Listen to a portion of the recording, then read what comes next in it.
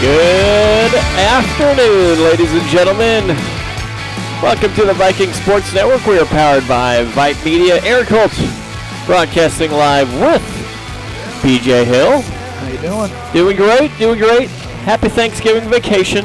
And I will always say, I saw yesterday the LAGO VISTA Vikings out there practicing on Thanksgiving Day, and I thought, hey, you know what? That's just a pretty special thing, and it's a thing to just recognize for a second. Hey, it's Thanksgiving vacation, and we are still playing football, and there are a lot of teams that are home and would love to be still playing. We're here in Seguin today. A wonderful time in a wonderful stadium here, as they have a huge.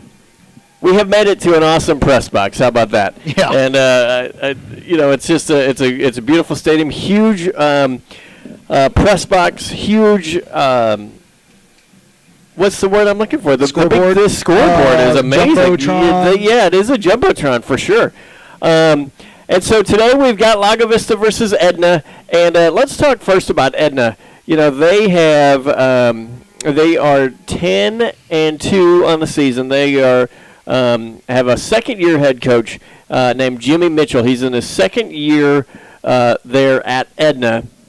His brother, JR, is the defensive coordinator, and so it's a family affair. And they're riding an 8-game winning streak coming into today's game, and they really want to they want to go defense first. That's what the whole team is based on. So during this 8-game winning streak, what Edna's done is they've allowed 11.6 points a game, 137 yards per game, and so that's in the playoffs they've beaten Bishop, they've beaten Blanco, allowed 33 points combined for the two teams, and then they also limited Industrial to 16 points when they ran through the season undefeated, or the district season to be number one in their district. Offensively, they got a lot of different options there offensively. They have done. They can run. They can pass. They've averaged 44 points a game, 167 yards through the air, 215 on the ground during this 8-game winning streak, which is that's impressive. Yeah, the line of scrimmage is where they've got some skilled players for sure. They got a receiver who. Let's see what they got him at. They don't have his height on here. He's every bit of 6'4". They like to throw the ball up high to him. Quarterback's young but athletic, can run and throw. They got a running back. But the line of scrimmage is where they're huge. Yeah, they are huge. They are huge at the line of scrimmage. So that's gonna be the tale of this game, is if we can, negate that size, and create. Seams and this, that, and the other, and it's control the football for sure. Sure. So that's going to be what we're going to hope to try to do. So, but yeah, they probably ate a little bit more at Thanksgiving than our guys did. I'll put it that way, because if the field was a balancing scale, it'd be tilted towards Edna for sure. Well, if you look back at the LAGO VISTA season and kind of where they've come from, I think where LAGO VISTA came out and said this is going to be an amazing season. Was it game number 1 against Cameron Yola, 64-62 shootout? Yep. Unbelievable. Never been part of a game like that. And then, some tough losses against Academy, against LaGrange. Yep. But then, the only district loss since then was to Llano in 13-10, which that game really, that hurt Had them a couple a lot. Scoring plays called back. Yes. And then in the playoffs so far, the Vikings have been extremely successful, with the 36-13 win over Randolph, 34-0 win over over London last week. Yeah, from the get-go, both of those games were 100% in control. So, here we go. We've got the kickoff. They are on the field right now. They are doing the coin toss, and the Vikings are in white helmets, white jerseys, white pants. So it looks like Edna won the toss and is declining until the second half, or deferring. So the Vikings will get the ball on offense to start. And wind will be a little bit of a factor today as this field faces north-south. And so the wind's kind of coming in from the north. So That's the right to the left. So it looks like we're going to be receiving into the wind. Yep. So, well, actually, as I say that, the flag's going to change direction. Well, of course they are. That's the way it goes. Hey, we're going to take a quick break. We will be right back with kickoff. It is the Viking Sports Network. We are powered by Vype Media. All of us love sports, but not all sports are created equal. College sports have big budgets, dedicated alumni networks, and corporate sponsorships. Professional sports have even deeper pockets, millionaire owners, lucrative TV and radio deals, and merchandise sales. High school sports have you. Everyone agrees high school sports give us plenty of reasons to cheer. And now's a great time for us to give back. Supporting your hometown high school won't cost you much, but it will go a long way to ensuring the games we love the most are here to stay. Texas high school sports. They're good for our kids, good for our community, and best of all, Amazon they're good employees for earn you. at least $15 This message presented by the For Texas $15 University is Interscholastic just a League start. and the That's why Texas we High provide School healthcare Athletic on Directors day one. Association. We'll keep doing a better job for our employees. What is Vype whether they're Live? here for a Vype season Live is or a one of the career. largest and most respected broadcast and live stream networks in the state of Texas. Vype Live broadcasts any sport you can think of for youngsters of any age, from Pee Wee and Pop Warner to high school, club, college, semi-pro, and beyond. We also broadcast plenty of academic, fine arts, and community-related events as well, and now as partners with Flow Sports. Email us at info@vypemedia.com to find out more. Vype Live. We bring your teams to you. All right, it is the Viking Sports Network. We're powered by Vype Media. Want to say thank you to our many sponsors today. We'll give more of these guys a shout out as we go along, but VISTA Print, we cannot thank Waterloo Homes by Braun enough for all their support. We also want to say thank you to North Lake Church, and let's also give a little shout out to Made in the Shade, CMG Financial, Baker's Brisket, the Beanstalk Consignment and Gift Shop, let's see, Elite Stone, Dr. Stephen Smith, Orthodontist, Randolph Brooks Federal Credit Union, Realtor Suzette Whitehead, Security State Bank and Trust, Vanilley Photography, and of course I cannot do any of this without the Booster Club support at all. All right, Edna here to kick off. Kickoff is going to be from left to right, and there's the kick. It's going to be a long kick. It's going to be field. Nope, they're going to let that go into the end zone, and Viking offense will take over 1st and 10 at the 20. That's interesting. That was Ryder Phillips back there. That was a new formation on the return, Eric, that I haven't seen. We had 3 people back, and that ball just kind of carried on Ryder a little bit. He looked like he was going to step up and catch it there for a sec, and then it just kept going. So landing the ends with the Vikings. Here we go. All right, Vikings come out. They are going to go 3 wide receivers to the left side, 1 to the right side. Parsons is the running back. He's going to be to his right. Rowan's going to roll right. He's going to look down the field, and that is Got Ethan. complete to Ethan Helton inside Edna territory. It's going to be marked out at the 46-yard line. Nope, we'll go 44-yard line. So this is where, we knew that Lago probably had an advantage in the passing game. Already, though, Lago getting Bowen moving, and he's shown that he can throw well while he's moving. Now it's just a deep out route by Ethan right there. Bowen put right on the numbers. All right, formation is 2 wide receivers right side. That is Calden and Helton. 2 to the left, Hester and Smith. Bowen's going to roll right, pitch it to Parsons at the 45-40, and he's going to be knocked out of bounds near first down. Wow. Boy, that play right there, they outflanked the defense right there, and Logan was able to get good yardage there. About, what was that, 9-yard gain? Yeah, it's going to bring out a 2nd and 1 as we have just started. It's 11:44 left in the first quarter. 0-0 ball game. This is first possession for Lago Vista. 2 left, 2 right, and they'll hand that ball off up the middle to Parsons. He makes a run. He's gone. 10-5 touchdown Vikings. Wow, what a start by the Vikings, Eric. We were wondering. You knew They'd gone outside, and they created just a little bit of a seam with that read option there.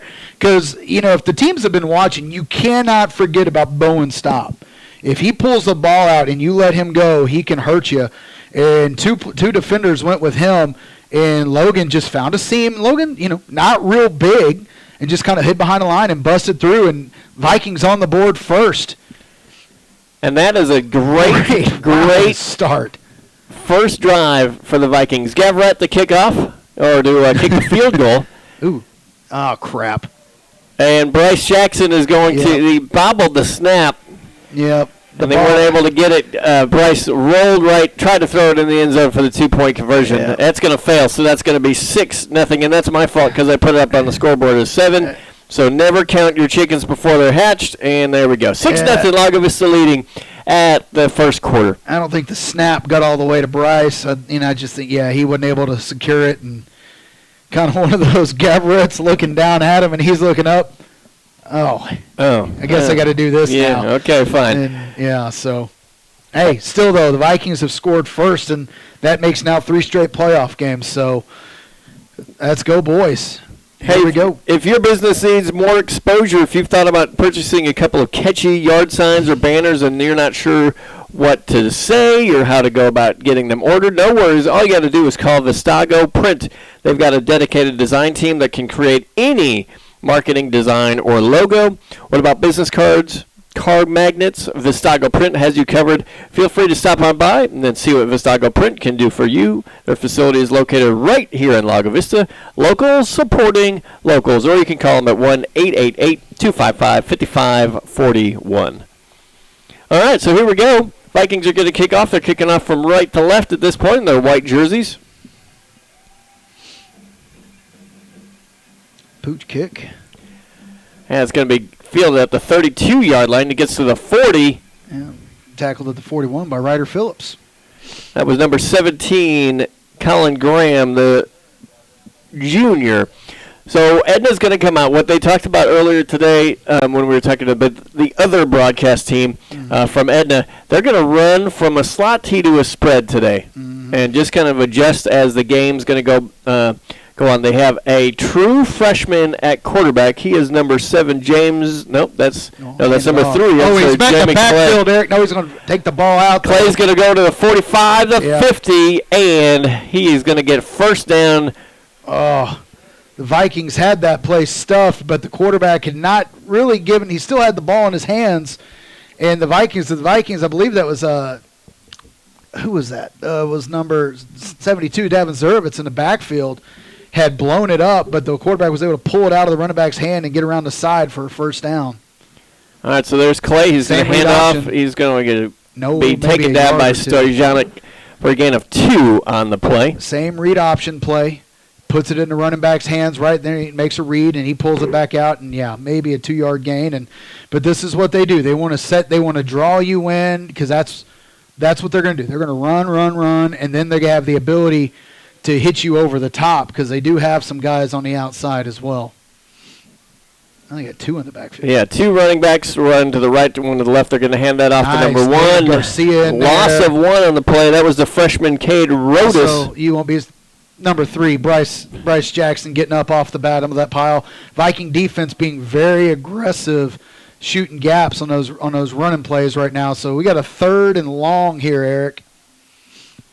That brings up a 3rd down and 9. The ball's at the 45-yard line, Lago's 45-yard line. And I wonder if they gain a few yards here if this is 2-down territory. I think so. I think it is. All right, same formation, 2 in the backfield. 16's the guy to watch here. Nope, they're going to look to throw. They're going to go post route. Oh, wow. Wow, it was a wide-open post route to number 16. It went off of his hands, almost intercepted. And then it fell to the ground. Little RPO, puts the ball in a running back's hands, gets his eyes downfield, pulls it out, and he had us beat on a slant over the middle of the field, and really was a good throw. Just kid dropped the ball. It almost into our hands, but hey, if you're the Vikings, you'll take it. It's 4th and 9, and it looks like they're going to punt, and Ethan's back on about the 15-yard line to receive here. Yep, the kicker's standing at their 40. He's going to kick from left to right, and he is going to kick a low line drive. It's going to be fielded at the 10. Helton tries to make a man miss. He reverses his field a little bit, gets to the 15, and to the 20. He ran about 70 yards for a gain of 10. Nice return. Yeah, nice return, and no flags. Yeah, no flags. Possibly could have maybe been one there, but Vikings will take over. Got the ball back. There you go, defense. In this game, get to this time of the year, but everybody's good. For sure. So it's about making, executing plays, staying disciplined, and, doing what you can do to win the ball game. Here we go. All right, Vikings are going to come out with 2 wide receivers to the right side, 1 to the left, 1 in the backfield. That's Logan Parsons. Parsons is going to be to Bowen's left. Pretty tight coverage on the right side. They'll hand that to Parsons. He's going to go around the right side of the 20, 25, near the 30-yard line. Boy, you couldn't ask for Coach Phillips wants to run the ball. And I tell you what, right now the Vikings are doing just a great job of opening lanes for Logan to run right there, and he's second and 3 or second and 2. That's outstanding. All right, Vikings are going to come out same formation. 2 wide receivers to the short side of the field. The ball's on the right hash mark. Parsons is right behind him. They'll hand that to Parsons. He is going to fall forward for maybe a yard. Yeah, they weren't able to get a push on the right side, and Logan stayed patient, but the rest of the blue shirts were able to rally and stop him for a minimal gain. So looks like we're going Odin package on 3rd and short here from our own 29-yard line as Garcia's in the ball game with Jeremy Hill, Wyatt Forbes, as well as Aiden Stojanic. Yeah, but Aiden Stojanic will come into the tight end spot. Yep. On the right side. Oh, I'm sorry. He's playing actually left. Yeah. Left tackle. Hand that to Garcia. Garcia is going to fall forward for the first down. Yeah, he was met in the backfield. They got pretty good penetration there, but fortunately for Lago, Miss David was got his forward momentum going. God, I can't talk. He needed the 30, and he got the 30. Yeah, he fell forward, got the first down. So here we go. All right, we've got Helton and Barron called in on the right side of the field. We have Hester and Smith out to the left, 2 left, 2 right. Parsons is going to be to Bowen Stobbs right. And they're going to fake to Parsons. Bowen goes over the middle, over the head of Ethan Helton. Yeah, the ball was just too high, I think, for any. There was some contact there, but the ball was just passed too high. The Edna defense playing total coverage there, really dropping a lot of people back. And there was it's kind of a tight window. Bowen would have had to throw that over the linebackers, but in front of the safety, right there, and just overthrew everyone. Same kind of lags. Now the defense showing a little bit more pressure here on the right side. Yeah, it's going to be 2nd down and 10. 2 left, 2 right. See, as they move, they shift the running back over to help with, looks like, blocking scheme possibly. Oh, here we go. They'll hand that to Parsons. He gets across the 30 for about a 2-yard gain. Yep. Brings up a 3rd down and 8. Yep. Looked like they tried to run against the flow of the defense there. Weren't able to get much. Maybe 2. So big 3rd down, first 3rd and long for the Vikings today. Let's see if they go back into a max, kind of umbrella defense like they did on 1st down. Looks like that's what they're probably going to do. Yeah, they do the same formation. Helton's going to go from motion, and they're going to call a throw flag. Yeah. False start on the Vikings. They did a little defensive shift there on the line of scrimmage, and I think it got us to jump a little bit. So that's going to change the play call here for the Vikings at 3rd, and that's going to make it 3rd and 13. 3rd and 13. So if you're the Vikings, obviously you're trying to get a first down here. You just don't want to. Well, it always goes back to that same thing. Don't turn the ball over, right? And be smart with the ball. This might just be either a. They're going to go trips to the right. Smith is on his own on the left side. Ball's on the right hash mark still. And Bowen's going to drop back, and he's under pressure. Does a little spin. He's still moving, rolls right, and he's going to throw it incomplete. Yep. Yeah, they busted through. They were able just to they applied a lot of pressure on Bowen with just the front four right there as big number 77. That is Otis Santayana. He just busted right through, and Bowen looked up, and he had really nowhere to do. They were trying to set up something deep for Ethan right there, but really couldn't do it. So Vikings going to have to punt here. This is Gavarette, the punt. He's standing at his 15-yard line. Not Ethan? Oh, that is Ethan. I'm sorry. That is Ethan. And Ethan, nice Good kick. It's going to be fair caught at the 40. Yep, 38. They're going to mark it at the 39-yard line. With 6:55 left in the first quarter, Vikings have the lead, 6-0. And we want to thank Waterloo Homes by Braun. While they hold true to providing superior designs, quality craftsmanship, unparalleled value, making home ownership attainable for almost any buyer. Visit braunhomes.com to learn more. Waterloo Homes by Braun, dreams built daily. Edna comes out. They're going to have 2 left, 2 right, 1 in the backfield, and they're going to fake the snap or fake the handoff, and it's incomplete. Little wide receiver screen out to the left side of the field, just off the fingertips. So that brings up 2nd down and 10. All right, Viking defense. Here we go. Let's keep it going. So number 16 out here on the right that Ethan's on top of, he's the guy they go to for big plays. So, there's one coming his way here pretty soon. 2 left, 2 right. Look right now, yep. He's going to go to a little out route, and nice coverage. Bowen Staub made a great break on that pass, Eric. They're looking, they used 16 to kind of clear out the flat there, and Bowen read the quarterback's eyes and really got a great break on that ball and just swatted away right as it got to the receiver. Great play by Bowen Staub. Yeah, that pass was intended to number 5, Cameron Thornton. So they'll come out with 3rd down and 10. They'll go trips right. Ball's on the left hash mark. 1 to the left, 1 in the backfield. And they're going to drop back. He's going to step up, and he's got a lot of room. That room was gobbled up quickly. Nice job, defense. Nice job. Way to recover because, he stepped up into the pocket because pressure was pretty good by the Vikings around the outside. He stepped up and then kind of got lost. And I'm sorry, I'm laughing because the ball was tossed by the official, and it hit David Garcia in the back of the head. He wasn't too happy. I feel bad for that official. So Vikings going to force a punt here.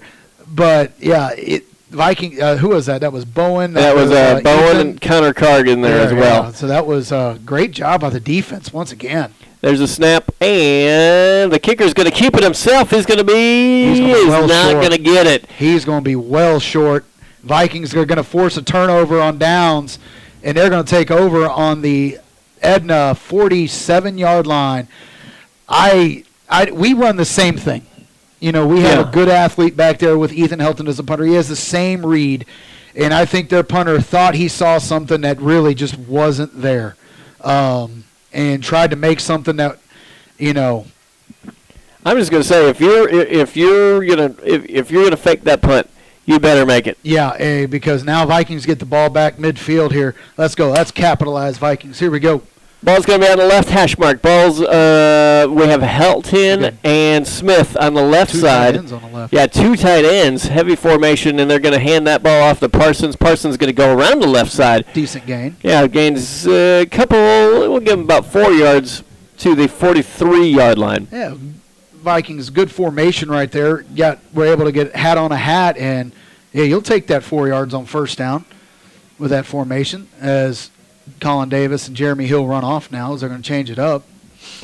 We're going to have Calden and Helton out wide to the right. Garcia is going to be the H-back. He's going to be on the right side to just behind the right tackle. Smith is out wide to the left. And there's the snap. They're going to give that to Parsons. Parsons goes across the 40. Pull him, Apollo. He's tackled by number 44. That's Peyton Vera. Boy, the line did a great job right there, Eric. David Garcia getting in there. Logan had good running room right there. They're going to give us a first down. So first down and 10. The ball is at the 37-yard line. The Vikings have committed to the run early. Yes. 2 right, 1 left, and they will hand. A little flip out to Ethan Helton. He goes across the 35, near the 30. Boy, how does he? It looks like there's no room for him to get around somebody, but he does. He does, yeah. It's amazing, and it looked like that was going to be about a 5-yard gain, and ends up getting 7 or 8 out of it. So another great first down play for the Vikings. Yeah, the ball's at the 30-yard line. Braden Smith signaling I didn't see the play. Second down and 3. Ball's on the right hash. 2 wide receivers on the right side. Garcia's in at H-back. He's on the left side. Parsons is at the left of Bowen. Stopped it. Bowen's going to roll left. Nice blocking and really nicely diagnosed and defended by Edna on that one. I thought we had that pretty well diagnosed, and then they were able to outflank us really just with speed to the end there on the edge. I thought we had that. I thought we had the numbers for sure. I thought we did. There it looked like, and that's going to end up being a 3 or 4 yard loss on second down. It's going to bring up third and 6. Third and 6. So we're under 5 minutes left in the first quarter. Vikings leading 6-0. They scored on their first drive of the game. They forced Edna to punt twice. Well, Edna faked the second punt, but they didn't get it. Let's see here. All right, ball's on the left hash. 2 wide receivers to the right side. And they will give that to Parsons, who's going to dive up the middle for a short gain. Yeah, and they were dropping off there, selling out on nothing over the top, and we handed the ball off, and maybe a yard on that as we were trying to hit them there, they were thinking we were going to pass. Yep. So we're the Viking offense stays out there on 4th down and 6. So the trips right, 1 left. And I think this is a good call. The ball's at the 33-yard line. That's a long field goal. Into the wind. I don't think you go for a field goal here.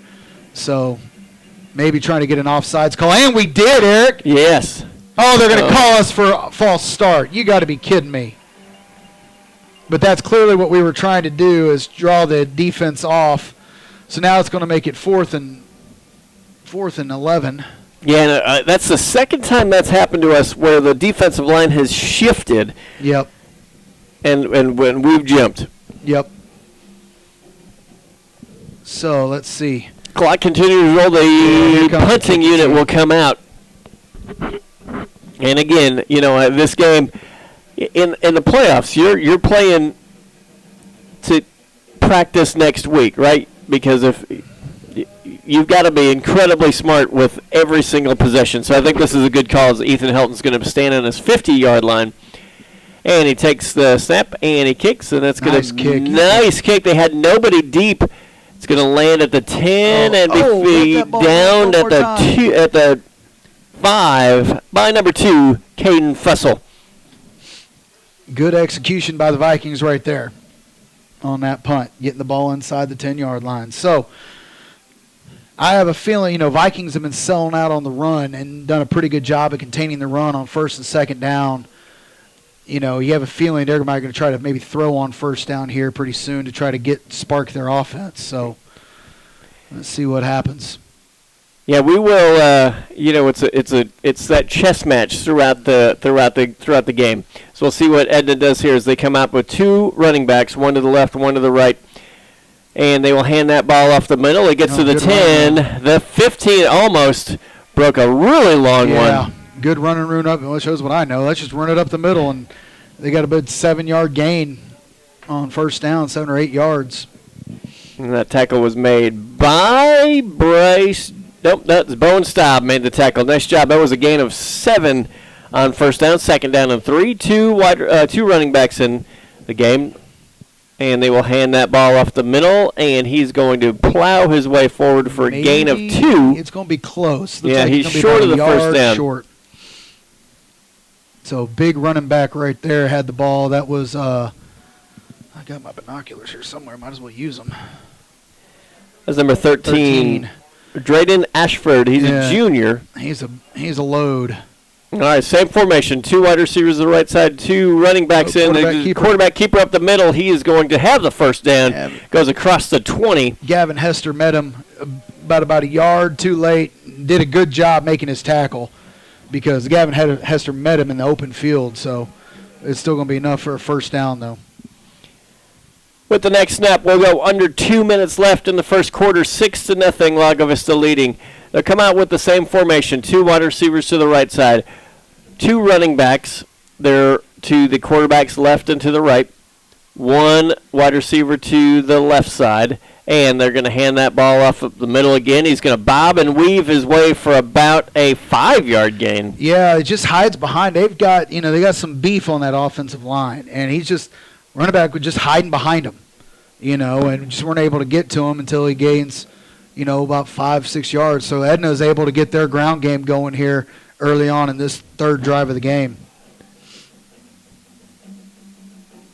Edna comes out, the quick snap that one. Quarterback keeper, he is going to get across the 30. Man, looked like we had it read, but just good physical running is going to give him a. Yeah, it's going to bring a 3rd down and 1. Yeah, it looked like we had it. Well, again, this is, but man, the yards after contact. They're leaning forward. Same formation, 2 wide receivers on the right side, 2 running backs in the game. And they will hand that off up the middle to Big Hole. Big Hole. He's going to get across the 40-yard line. He'll be knocked down at the 42. Yeah, Gavin Hester brought him down. The Big Hole right there on the right side. Just this offensive line's getting their mojo going, and this is what they do. Physical football team. Yeah, and they are moving with some tempo now as they're ready to take the snap. They will hand that ball.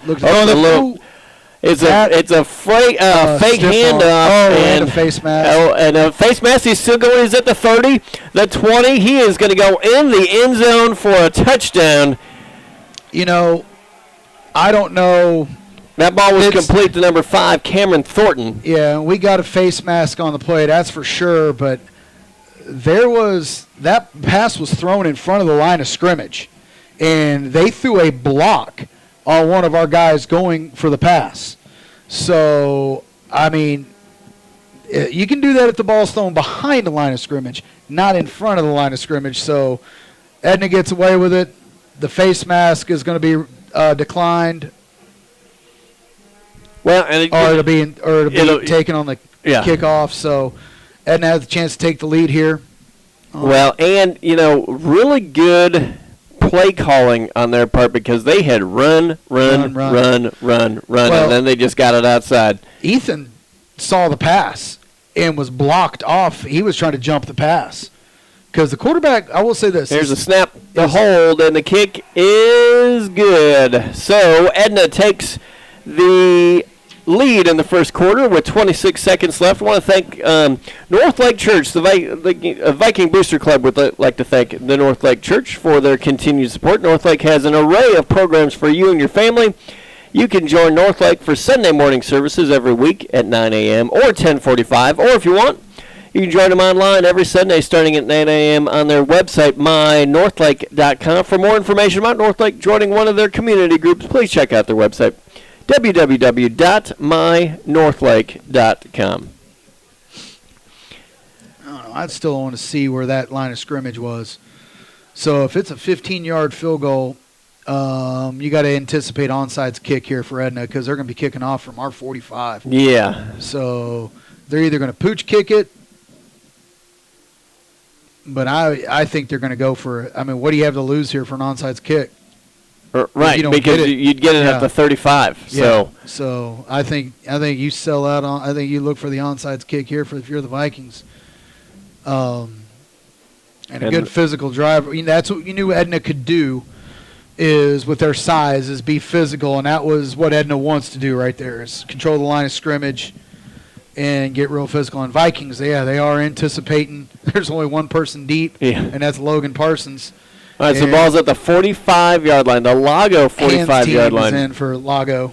Yeah, all 10 Vikings are between the 35 and 25-yard line, ready for the kick. And here it is, and they're going to go deep, and that may be worst-case scenarios as it goes out of bounds. If all the things, I think what they were trying to do was kick the ball in one of the corners and have it pitch up to where you have to pick it up, and there's no block set up, and the kid just did the one thing you can't do. Right. And that's kick it out of bounds. So now we can take over on the 35, I do believe, because the ball went out of bounds, correct? Yeah, it should be. So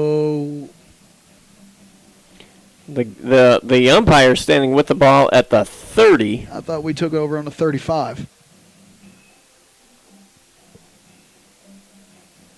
Okay, we'll see as the. I guess we're going to take over on the 30. Or I guess they're talking about if we want to take the penalty or have them kick again. Looks like, I think you take the penalty. Let's get the offense and let's go. Coach Phillips still talking to him about something. So. All right, let's see.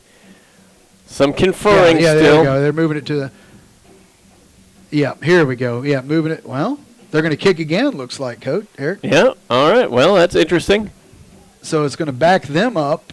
I don't know what the penalty is on the re-kick. Is it a 5-yard penalty or is that a 10-yard penalty? Yeah, they're going to re-kick it, and this time they're going to – apparently that's a – so the ball was originally placed at the 45, so – Right, it goes back to the 50.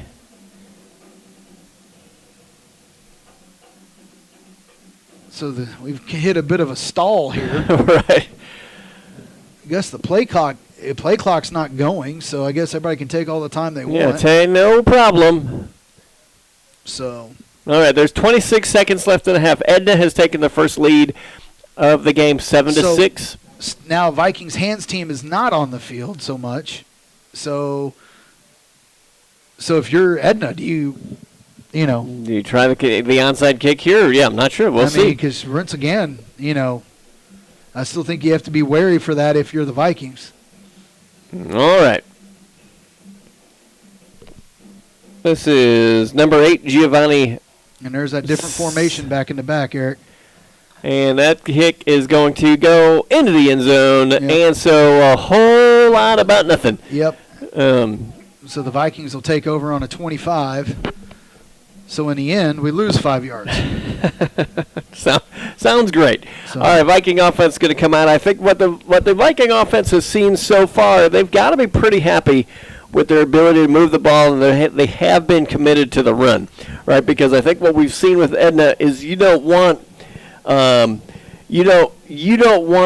to just be able to pin their ears back and go. And I think if you are going to throw the ball, I think you're going to have to move the pocket. Yes. The few times we've tried to sit in the pocket, it hadn't worked. So I think you're going to have to be able to move the pocket and throw on the run, so on and so forth. Ball's in the middle of the field to give that to Parsons. Parsons is going to gain one. Yeah. He was swallowed up right at the line of scrimmage. And that's going to be, I'm going to assume, that's going to be the last play of the first quarter. Tick under 9 seconds. And yes, that's going to be it. First quarter's over. It is Edna 7, Lago Vista 6. It is the Viking Sports Network. We are powered by Vype Media. What's your favorite high school sports memory? A late inning rally? A game-winning shot? A photo finish? Maybe it's a pep rally or a pregame ritual.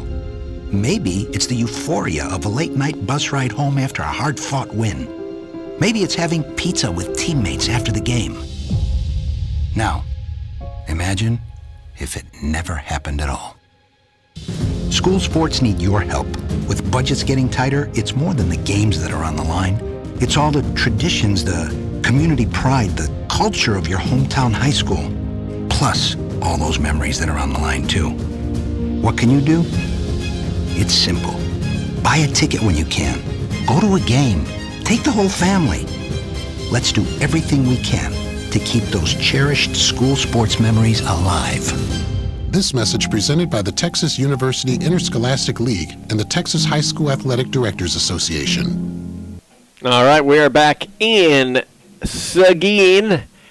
Coming in live from Matador Stadium, 7-6, Lago Vista trailing. What is this, Jack? I can't read the... Jack Taylor. Jack Taylor Field. There we go. That's a T. My bad. Jack Taylor Field. It's in cursive. Yeah, my bad. All right, Bowen Staub has 2 wide receivers to his left side, 1 to his right side. He's looking at the sideline for the play. It's going to be 2nd down and 9. Logan Parsons in the backfield to his left. And the play clock run out? Surely not. Yeah, apparently, though. That's going to bring up a 2nd down and 14. That's an unfortunate way to come out of the half. Yeah, sometimes. And maybe Bowen didn't realize that, coming out of halftime, that the play clock was the quarter. Yeah, but even then, though, out of the quarter. It's like, I don't know if there was ever, officially. Who knows? Same formation. Bowen's looking, and there's going to be a false start. This formation's going nowhere here. Drive's going nowhere fast for the Vikings. Well, it's going somewhere. It's just going the wrong way. Yeah. It's going to bring up a 2nd down and 19. Yep. And Edna, so what Edna's doing is they're using their front four and just saying, hey, you go win your battles up front, and they're going to sit in max coverage behind them. So it's not like the option to just throw over the top's not really there. So we're going to have to win some battles in the trenches to get some things going here as Edna's made their adjustments. But they got 2 guys. One guy's 10 yards deep. The other guy's 15 yards deep, not letting anybody over the top. Same formation. Parsons going to have the ball, and he is not going to get to the 20. Yeah, that up 4, those guys up front are really starting to settle in and starting to become a handful to fight with here. Because that was Vikings had one-on-one, but just weren't able to win their battles. All right, 3rd down and long. The ball's at the 19-yard line. They've got to get to the 30. I think you hand it off again, though, here. You know what I mean? You don't want to turn it over here. Yeah, this could be a major shift. Just the way Ethan's kicking it, let him kick it with the wind behind his back, and your defense can make a play. Who knows? All right, ball's on the right hash mark, trips left, and Bowen's going to roll left. He's looking down the field. He's looking for Colin Davis, and the ball's intercepted. Yep. Ball's going to be at the 40-yard line. Pretty well played by number 16 as Colin Davis did break open, but the safety was able to get over, get his head around, and make a play on the ball. Works like a punt, but it's a turnover. So here comes Viking defense. Here we go. Yeah. Well, and that is not the worst thing in the world because it's back into Edna territory. The ball's at the 43-yard line, and so yeah, like you said, a long punt. Edna's going to come out. I'm curious to see. Last drive they pushed the tempo. I think they're just going to keep pounding it. 2 left, 1 right, 1 in the backfield. Yep. Handoff up the middle. He's going to go around the left side. No gain. Nice job. Bowen Staub, Bryce Jackson getting in there. They're going to give him a yard. Yeah, Colin Davis off slowing on that tackle. He's at the right cornerback spot. So Aiden Sajonic was in the backfield on that play. Vikings blew that one up pretty good, and they still managed a yard somehow. I didn't think they even got a yard, but... Two to the left, 1 to the right, 2 in the backfield, and they'll hand that ball. Oh, the little fake pass or fake handoff to number 22. He gets across the 50, right to the 50. And these receivers are big and tall, so their arms, they're able to stiff arm and create a little space. So they got about a 6-yard gain on that play out in the flat. Well, I know, what Edna's doing here is just dunking and ducking and ducking and say, okay, we're gonna if you adjust to make us unsuccessful in this, we'll change from there.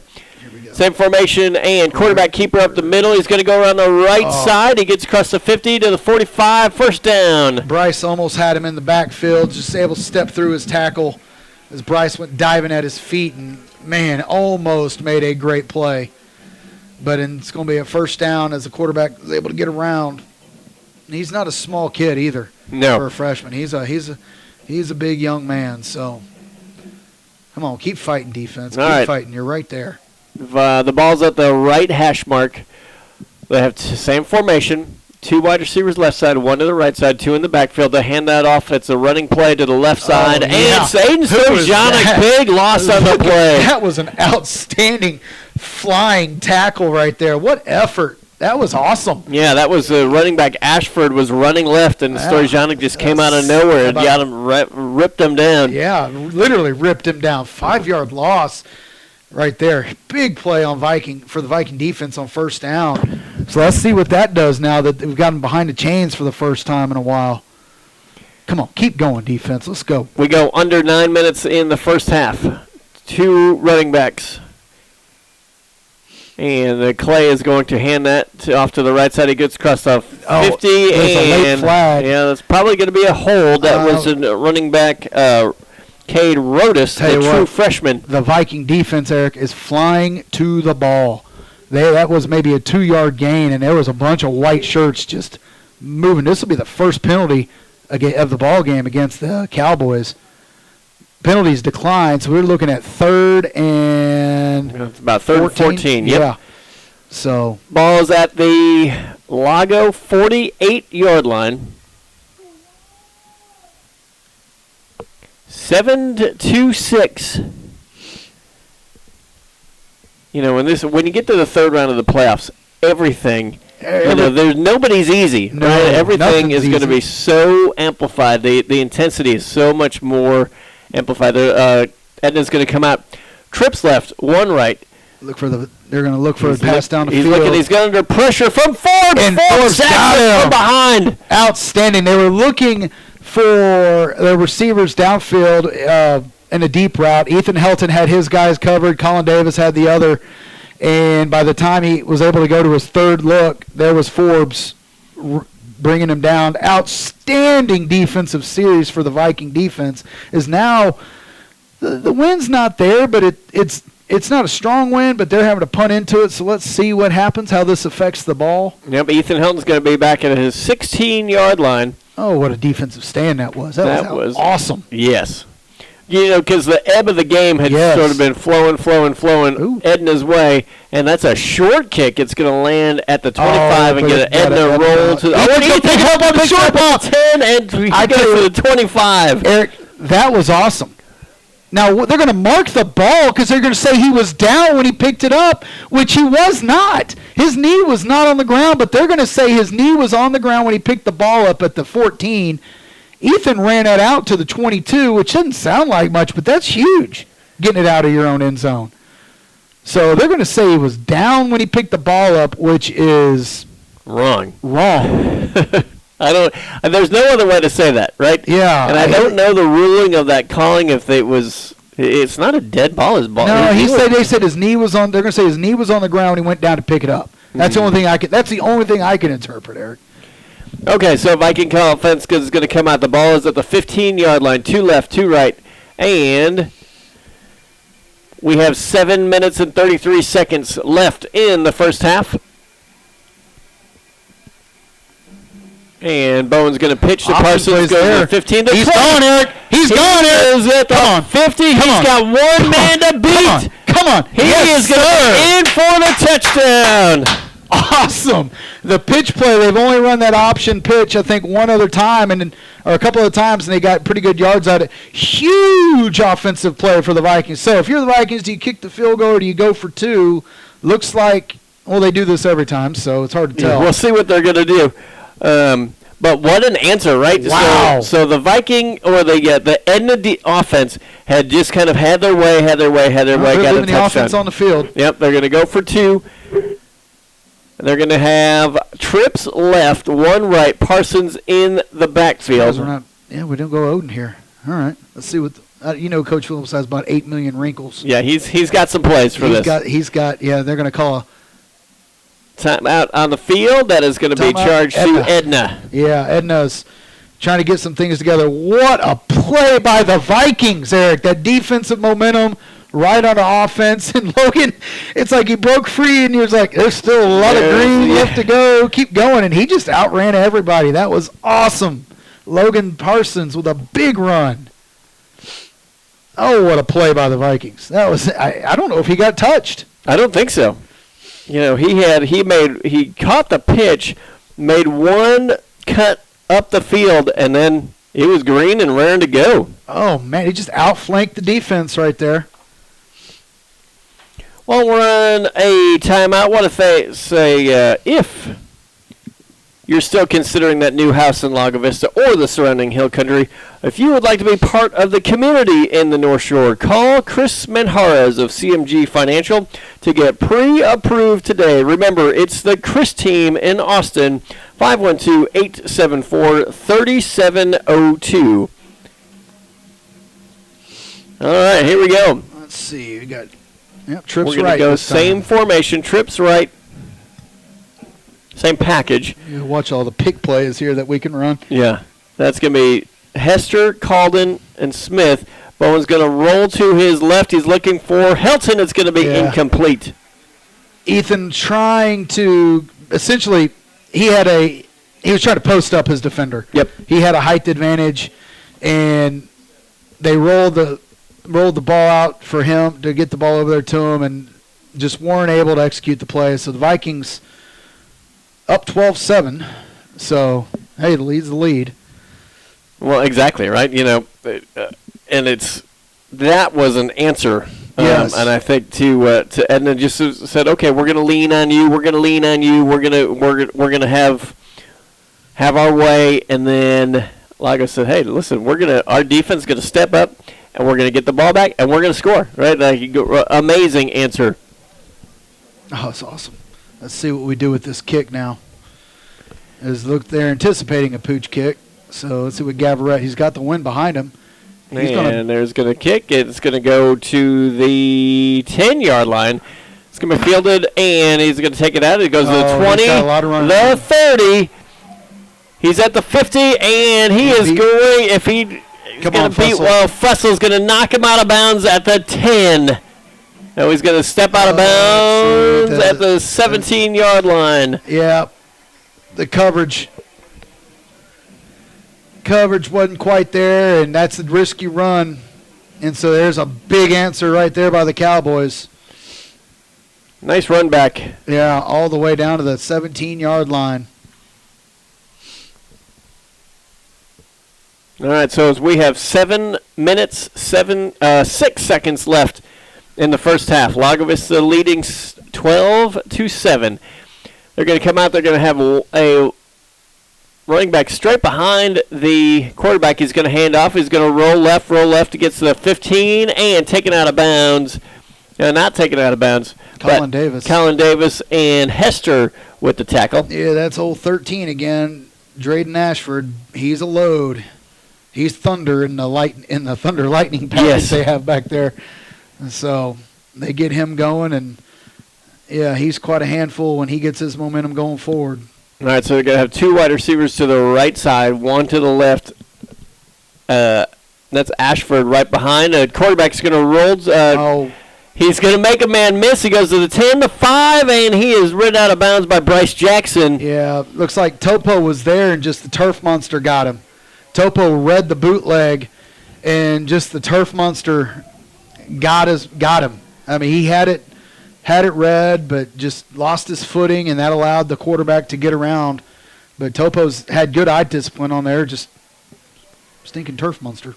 Well, and it was a play action right, and the quarterback spun around and went left. It looks like their own version of the Odin package, as they have 99 and 77, both at the H-back position. There's a lot of beef in there. There's a lot. And they're going to hand that ball off up the middle. Oh, what a hit! Stop! Who is that? Is that Zervitz or Forbes? We'll go to Zervitz. What a hit at the – wow. Unbelievable. As they said, look, we're going to bring our big boys in. We're going to run up the middle. And Zervitz said, no, you are not. They might have lost a yard on that play. What a hit by Davin Zervitz. That was awesome. All right, they'll do it again. 2nd and goal. Hold defense. Let's go. Ball's at the 3-yard line. They're going to hand that off up the middle. Oh, the quarterback keeps it himself. He's going to make the man miss. Yes, Vikings got him. Oh, the ball back to the 15. Bryce Jackson finally brought him down. Bowen Staub. What they did was they faked. They were going to roll to the outside, and then Bowen Staub was there. Vikings were all over it. Oh, what a stand this is going to be, Eric. Come on, defense. Let's go. One more play. Come on. What a stand this is about to be. Come on. So it's 3rd and goal from the 15-yard line. So you want to keep it, obviously, it's 2 down territory if they get enough, right? Yes. So all right, trips right, 1 left. 5 seconds left on the play clock. Yeah, here comes timeout, Edna. Yeah. I was timeout Lago. Or Lago. Ooh, well, timeout Lago. I felt a timeout coming. I thought it was going to be Edna. Yeah. So here we go. Oh, what a defense. I love that defense, Eric. Defense is coming out to play today. Well, and that was they've probably been told all week, everybody says you're not big enough. Mm-hmm. You got nope, there were a bunch of people talking online, this, that, and the other. So I think the coaches have done a bit of a fire-up job on, with our boys, and they're playing with their heads on fire right now. Well, it's interesting. They brought in that heavy package, and I would imagine it's like, oh, y'all got that too? We know what to do here. I would imagine not many people have been successful against that package. Yes. All right, so it's 3rd down and goal. Ball's at the 15-yard line. Lago Vista leading 12-7. I feel like the drums are in the booth ones from Edna. All right. Edna's going to come out with 3 wide receivers on the right side. Ball's on the left hash. Wide receiver screen here probably. Oh, ball. And low snap. He's going to look. He's going to be chased from behind. He's rolling right, throws to the end zone. Incomplete. Is that Stu Taylor? Who caught that ball? That was our very own Stu Taylor. Stu Taylor, nice catch in the end zone. Kept his feet on the sideline. Nice job, Mr. Taylor. All right, it looks like the field goal package is coming out. This is number 8, Giovanni Segunda. He is going to be kicking. This is a 32-yarder. Yep, he's going to be. And what wind? Well, not much of a wind. There's a snap and flag on the play. False start. Please be false start. False start against Edna. 37-yard field goal now. Here we go. And it's not blowing near as hard as it was yesterday. It was a windy Thanksgiving yesterday, but it is a cold air. So, get all scientifical on you. It's going to be more dense, this, that, and the other. And so this is going to be a 37-yard field goal. Come on, Vikings. Come on, Vikings. All right, here's the snap, the hold, and it's blocked! Bowen stopped. Nobody got on him, and he got around the outside and knocked the ball down. Outstanding defensive stand off a huge return, which could have been a momentum changer, in the game. And the Viking defense, unbelievable. How big a play? You watch those run backs, and you're like, oh, he's going to get him down inside the 8. That's not a big deal. Caden Fussel's hustle on that kickoff return allowed that defense to get out there and make that stand. So awesome effort by the Vikings right here. And we have seen that over and over again. The defense steps up, and makes a huge play, right? Even on the 1, right? It's never over, even on the 1. All right, Viking offense comes out, leading 12-7. 2 wide receivers to the left, 2 to the right. Parsons in the backfield. He is going to be Bowen Stobbs right. And they're going to 4:43 left in the first half. Daring us to run the ball still, Eric, as they got everybody stop the passing game. Bowen Stobbs going to keep it himself. He goes up the middle to the 30 and take it down at the 35-yard line. Bowen showing his running. He pulled on the read option, pulled the ball out of Logan Parsons and the defense. They went with Logan because why not? He's already got over 150 yards rushing in this ball game. And Bowen hits him hard up the middle for a big gain. Viking offense, here we go. Keep it going, boys. Keep it going, boys. Let's go. 2 left, 2 right. Parsons in the backfield. They are going to take a look at the sidelines, see what their play is officially. We have 3 people calling the play now.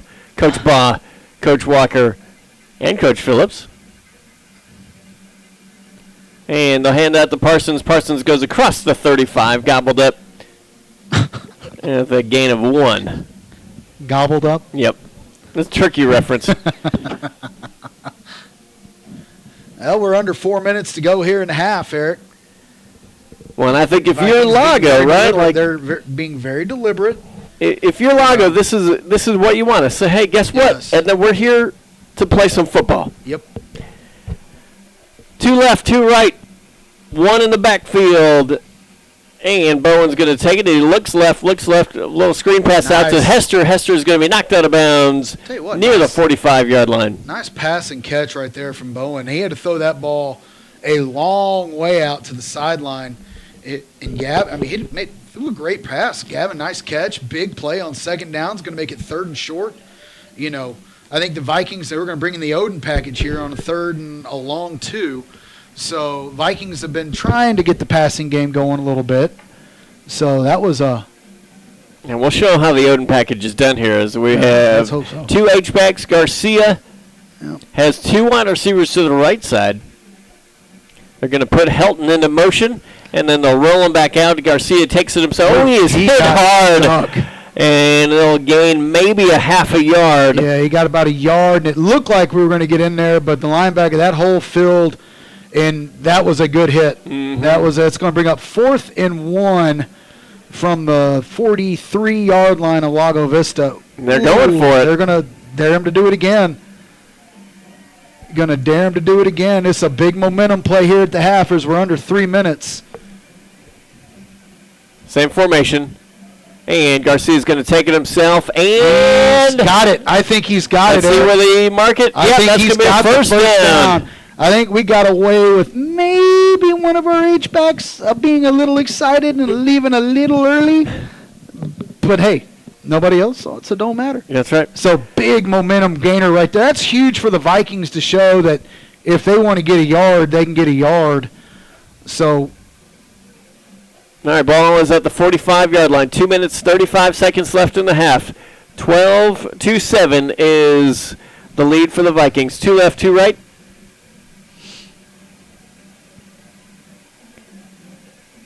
And Bowen's going to take the snap. He's looking to his right For Helton. and that is intercepted. Yeah. Bowen just threw that ball in not a good spot. As you know. That was intercepted by number 32, Carmine Williams. Yeah, he didn't see the defender slip underneath that pass to the flat, and Ethan tried to defend it. It's just one of those. I just don't think he saw him. So that's a big turnover there, with 2 minutes to go here. So come on, defense, bow your neck yet again. Edna comes out, trips to the right. He's going to look down the middle of the field. He steps got up. him. He's taken down from behind by number 50. That is Jaden Hester.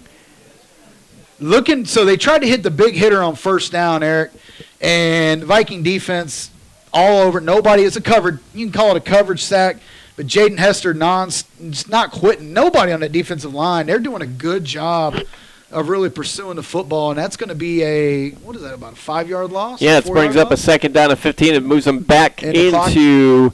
Continues to run, Eric. Yep. So we're under 2 minutes now. Yeah, So 1:55 left, and Edna does get the ball back at the half, so they're a little bit more content here to not rush things. So, and they're going to call a timeout. It'll be their second timeout, sorry. So that was Harrison Smiga was in at quarterback. So we'll see what happens here with Edna. They're a run first, second kind of football team. They're run oriented, and they're trying to hit these plays over the top. The secondary's done a great job, and our pass rush has done a great job of getting home to them. So yeah, so I don't, it is tough sledding for both offenses. Yes. And so we'll see what they do. It's going to be a second down and long, second down and 16. They'll come out with 2 running backs. Back to that original formation where they've had some success of just, ground and pound. Run and see what they got here. 2 wide receivers on the right side. The ball's on the left hash mark. Oh, no penalty. Okay. They're going to fake the RPO, handoff up the got it in the middle. Call middle, ball yeah. complete to number 22. Ball's at the 35-yard line. and he's taken down. It looks like they'll take him down to the 37-yard line. That was Joshua Moncrief, a senior. He hit that post earlier today. Yes, and it's at RPO. They're going to put the ball in the running back, pull it out, look downfield, and they're just looking to create a seam, and they were able to right there, and I think we may just see that over and over here. And that's going to be a handoff to Thunder. It's going to be taken down behind the line. Zervitz and Hester and Forbes on the tackle. Forbes, yeah. Forbes get lots of penetration in the backfield there and just blew that running play up. I tell you, the Vikings defense is really starting to get at the negative plays here. That's awesome to see. Ball is at the 40-yard line, 2nd and 13. 2 wide receivers to the right side, 2 running backs, a little RPO again. They're going to go to number 22. He's going to catch it at the 30. And he is going to be taken out of bounds by Bryce Jackson and Colin Davis. Yeah, Colin Davis giving him a little bit of a cushion. Just don't let him behind you. Kept the ball in bounds, so the clock continues to run. It was we're going to give him about a 7-yard gain on that play. Yeah. So same formation. As we go, 30 seconds left. They're going to go to number 22 RPO. again. He goes to the 25 and dicking down at the 20. The same RPO. It's he runs out and then runs hard, kind of a drag route across the middle of the field, and looks like they're going to go tempo here. Yep. And put the ball down to stop the clock at 25 seconds. So the ball's going to be spotted. Ball's at the 20-yard line. It's going to be 2nd and 10. Yeah, so we'll see. You have 25 seconds. And Edna has 1 timeout left. And I think, they have found something here with number 22. He's a big kid. He's big. He's a big kid because Colin Davis is not small, but he's bigger than Colin. He's just a big kid. He's a big body and target to throw to. All right, we're going to go trips left, trips to the right. Look at these. Here comes a pass rush. Devin. Wyatt Forbes makes him. He's going to throw a jump scramble into the end zone, incomplete. There was a holding that was not called. I tell you, Davin Zervitz just is becoming a handful. Or that was Wyatt Forbes. That was Wyatt Forbes, yeah. Wyatt Forbes just pushed his way up through the line and almost, with a offensive lineman on his back, almost got a big sack for the Viking offense, or Viking defense right there. And then David Garcia was pleading his case with the officials like, look, we're out of the tackle box. You can't, So it's going to be 3rd and 10 from the 20 with 14 seconds to go here, Eric. All right, they got trips left. The ball's on the left hash mark. Number 22 is up on an island up by himself. Ethan Helton on the coverage. He looks left, and he is going to roll right. Oh. And Garcia gives chase. He gets to the 20. He's got a lane. The 15 to He's 10. On the first down. 3 seconds left in the half. And they only have 1 timeout, so they have 1 play. They got 1 play remaining.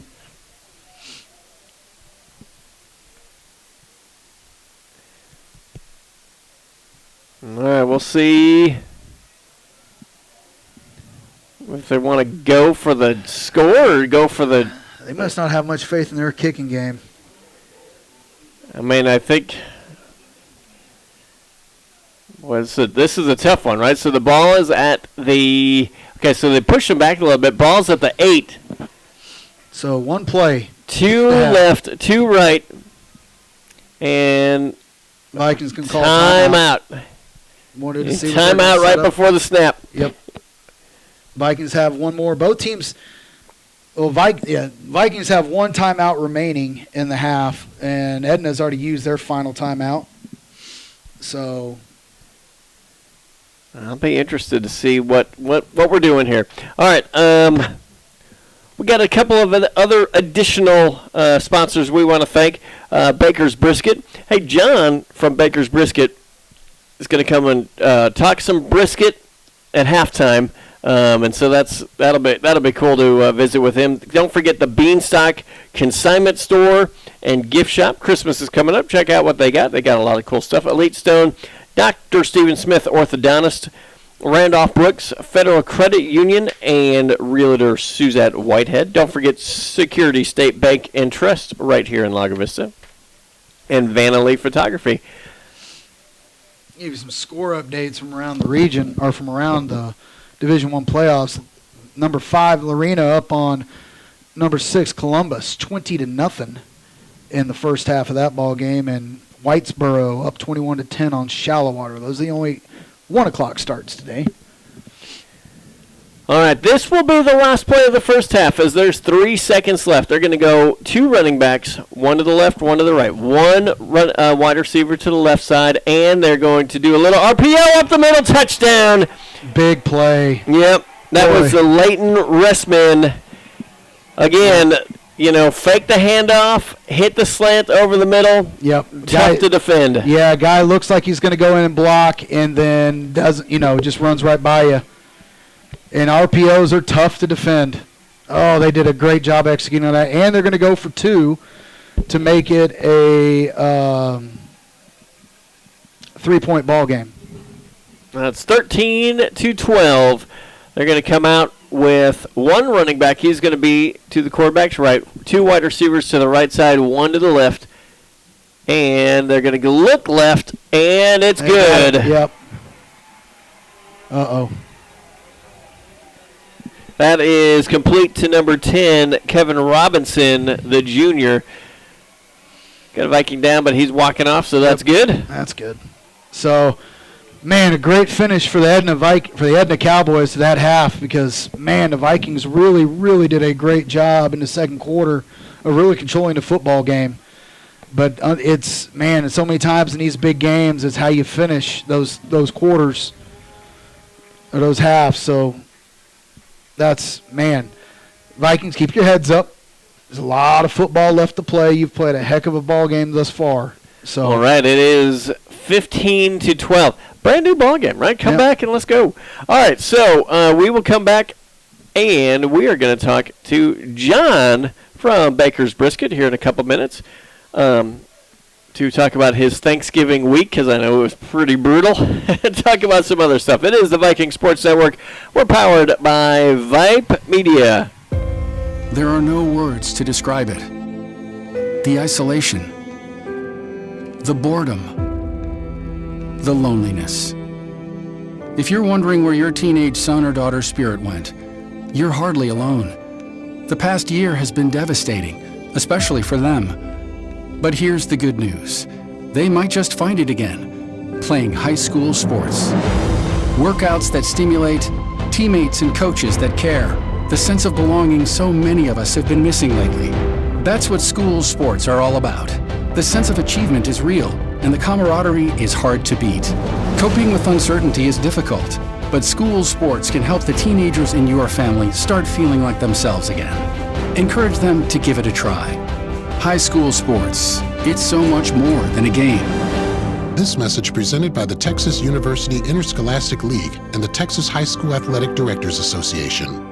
What is Vype Live? Vype Live is one of the largest and most respected broadcast and live stream networks in the state of Texas. Vype Live broadcasts any sport you can think of for youngsters of any age, from Pee Wee and Pop Warner to high school, club, college, semi-pro, and beyond. We also broadcast plenty of academic, fine arts, and community-related events as well, and now as partners with Flow Sports. Email us at info@vypemedia.com to find out more. Vype Live. We bring your teams to you. All right, it is the Viking Sports Network, powered by Vype Media. So just so we're all square on. Let's see here. Okay, he's coming. So we're getting questions about how live streaming works with high school sports and everything. So it all comes down to broadcasting rights. So basically, UIL owns the postseason video rights for all sports. So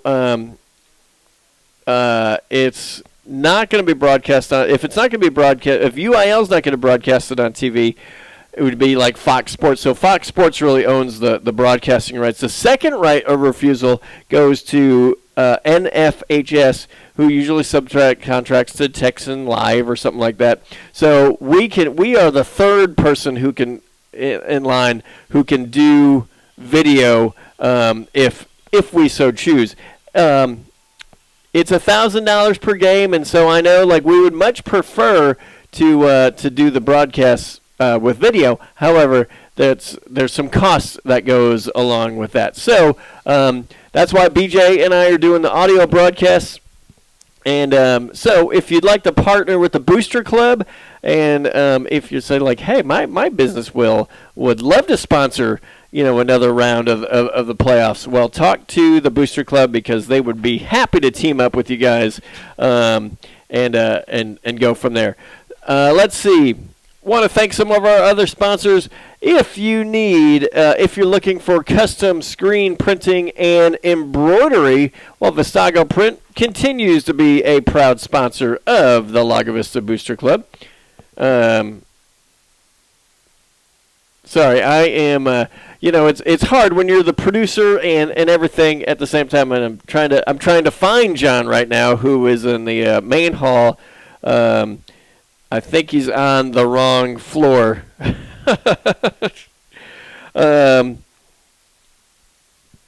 Okay. If you need anything, T-shirts, hats, tote bags, anything, any awesome apparel, well, stop by Vistago, and they will help you out. You can call them at 888-255-5541. Visit their website, vistagoprint.com. One of the really cool locally owned businesses right here in Lago Vista. Don't forget also, let Made in the Shade Blinds and More of Austin. Well, they're going to take the guesswork out of transforming your windows from ordinary to extraordinary with the latest in blinds, shades, shutters, or draperies. We bring the showroom to you with our shop at home convenience and free design consultation and estimate. Made in Shade Blinds and More of Austin, locally owned by Matt and Kelly Houston. Their top-notch service cannot be beat. Call them today at 512-426-0761. That is Made in the Shade Blinds and More of Austin. All right. Coach Hill, I'm going to just give you my phone so you can talk to him later. He's close. He's super close.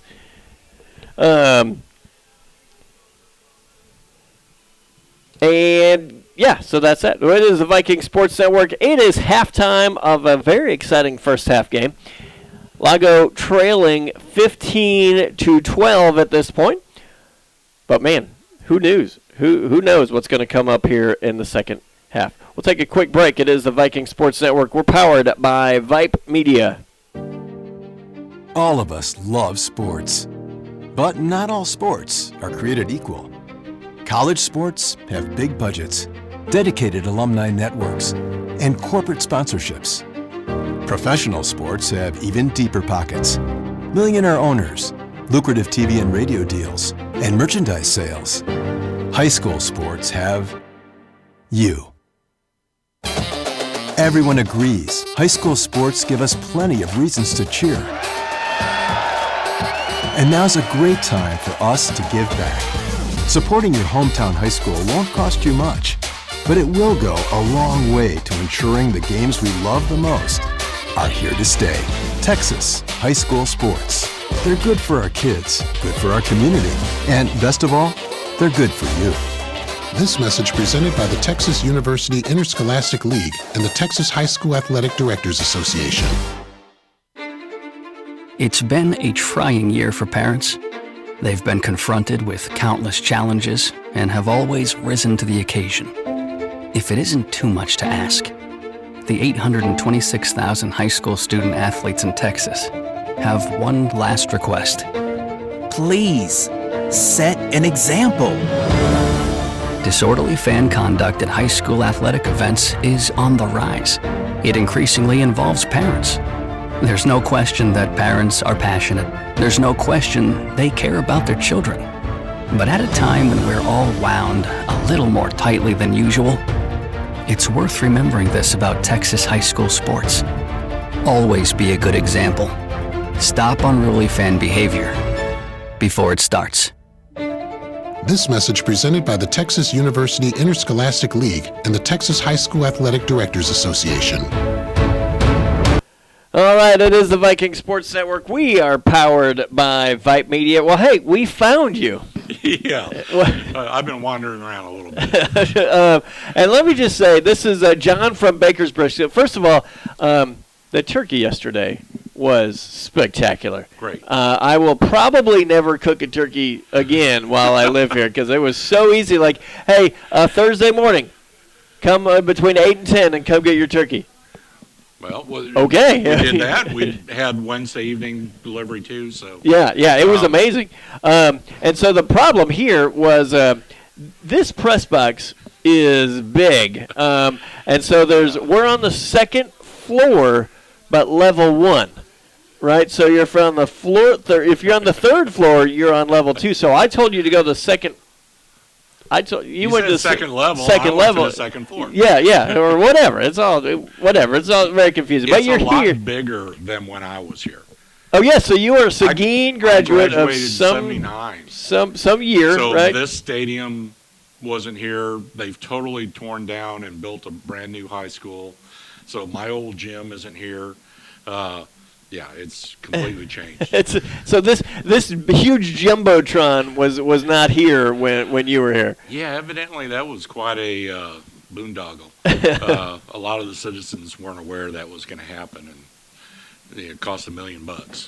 So, and it's like I'm looking at it, and I'm kind of thinking, well,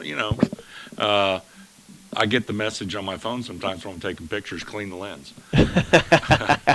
So you're saying for $1 million you should have a better picture than that, maybe? Yeah, I would kind of hope so. I would hope so. Well, I mean, it's nice. It's got a lot of other stats and numbers on it. So it's not a soccer scoreboard, so it's a little bit better than ours.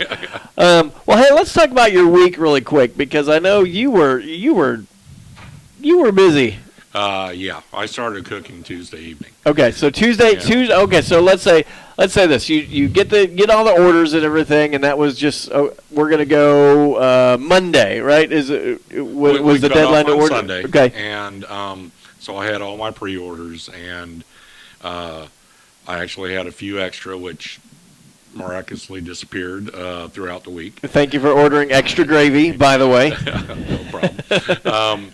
But no, I started the pits on Tuesday evening to be able to get the briskets ready for the Wednesday night delivery and put the turkeys on, the first batch of turkeys on Wednesday morning for the folks that Wednesday. And then spent a good portion of the night Wednesday night cooking for Thursday. Yeah, for sure. How long were those birds smoked? They on average all got about 6 to 7 hours. Okay. And I picked up about 10 in the morning. People started picking up about 8 in the morning, so I'm not guessing you really slept a whole lot. I've kind of developed the ability to grab little 60 and 90-minute naps in between stoking the fire and checking everything in case I have to move the meat around or anything. Sure. Well, that's awesome. Yeah. So tell me about what Baker's Brisket in LAGO has been like, because you have been, how long have you been in LAGO and all that? We're starting our 5th year. Okay. We started in 2017. At the same location, correct? Right. Okay. I started that first year. I was still working the corporate job at NXP, commuting to Ed Bluestein, and but I was able to work the first half of the week so that Fridays were freed up. And my son and I just opened up on Fridays during the farmers market. Okay. And we did that for a year. Started to grow, really get our foundation built. And it was like, okay, we've been doing this almost a year. I think I could tackle this. And was that the goal? Or was it just something fun to do on Fridays? Well, or maybe a little bit of both. Let's put it this way. I got my personalized license plates, the barbecue LAGO, before I had the trailer. Okay. So I called them my Vision Quest, and so it was my ultimate goal this is my second, third career, and after I left the corporate job, I'm settled into LAGO, and I'm going to be part of the community here. Well, that's awesome. And were you in LAGO before? Yes. Okay. I moved out here, but I had already started my kind of barbecue passion. Gotcha. And So I kind of came out here with the thought of eventually having a barbecue place, and it just naturally evolved. It just went. So talk about like a food truck. Where do you get your food truck? Like, have you ever seen the movie Chef? Yes, okay. Love it. Yeah, great movie. I mean, I identify with it quite a bit. Yeah. I didn't have the background he did, so but I love the feel of it. The passion. So the movie Chef that we're talking about is just a guy who works in a restaurant, and then eventually he decides, hey, I'm just going to start my own place. Gets a food truck from. He did it out of the love of food. Yeah. And feeding people. Yeah. And and it was in Miami. He lived in LA, and he traveled across the country, and of course it's the journey of him and his son. Yeah. Which I also kind of identified a little bit with because my son works with me. Yeah, I know that's pretty neat. So where did you get your food truck, and did it come like in a pre-packaged, ready to go, or did you have to do some work? Some folks that have been around here for a while might recognize it. It was built locally by Seth Hudson. Okay. Who had the Cajun restaurant in Jonestown for a while. It was his I trailer. love that Cajun. That was our favorite Friday night deal. That was like date night. When he shut that down and he shut down the trailer, it became available. And I bought it from him, and we put a wrap on it and, reconfigured some of the equipment inside and set it up for us. And, I don't know if we've gotten more traffic through it than he did, but it is sturdy. Yeah, and I'm not sure it's seen a lot of food. Oh yeah, well yeah, but I mean he works metal. That's his full-time job now, and he built it exceptionally strong. That's awesome. I mean, it's all stainless. So can it move? I mean, it's a food truck, right? We've moved it twice. Okay. And it was an extreme hassle. so you're pretty content to keep it there. Yes. Okay. I mean, it is not mobile. We've got a mobile permit, but like we took it to LAGO Fest one year. It was okay. Yeah. But it's kind of hilly around here, and that is not exactly a. With the equipment inside and the way we've got it set up, it's not really built to move a bunch.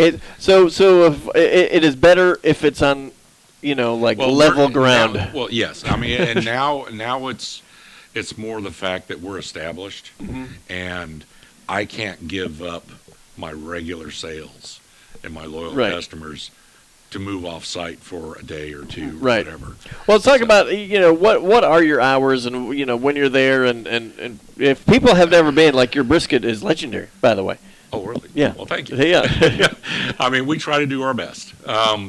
Right now, winter hours we're doing Thursday to Sunday, 12 to 6. Okay.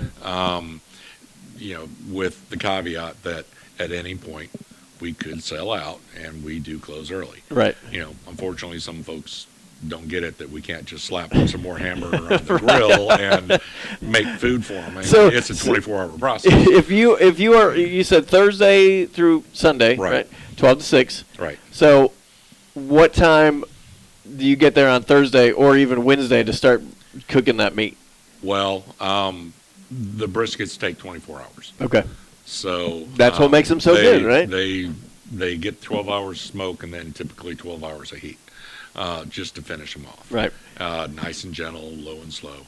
But the daily stuff. Coach Hill is like, trying to wipe his mouth a little bit because it's pretty good. But the daily stuff, typically we're up there about 9 o'clock. About 3 hours beforehand. Okay. So, and you cook everything on site, right? We've got a separate. The big pit for the brisket and everything like that is off-site. Okay.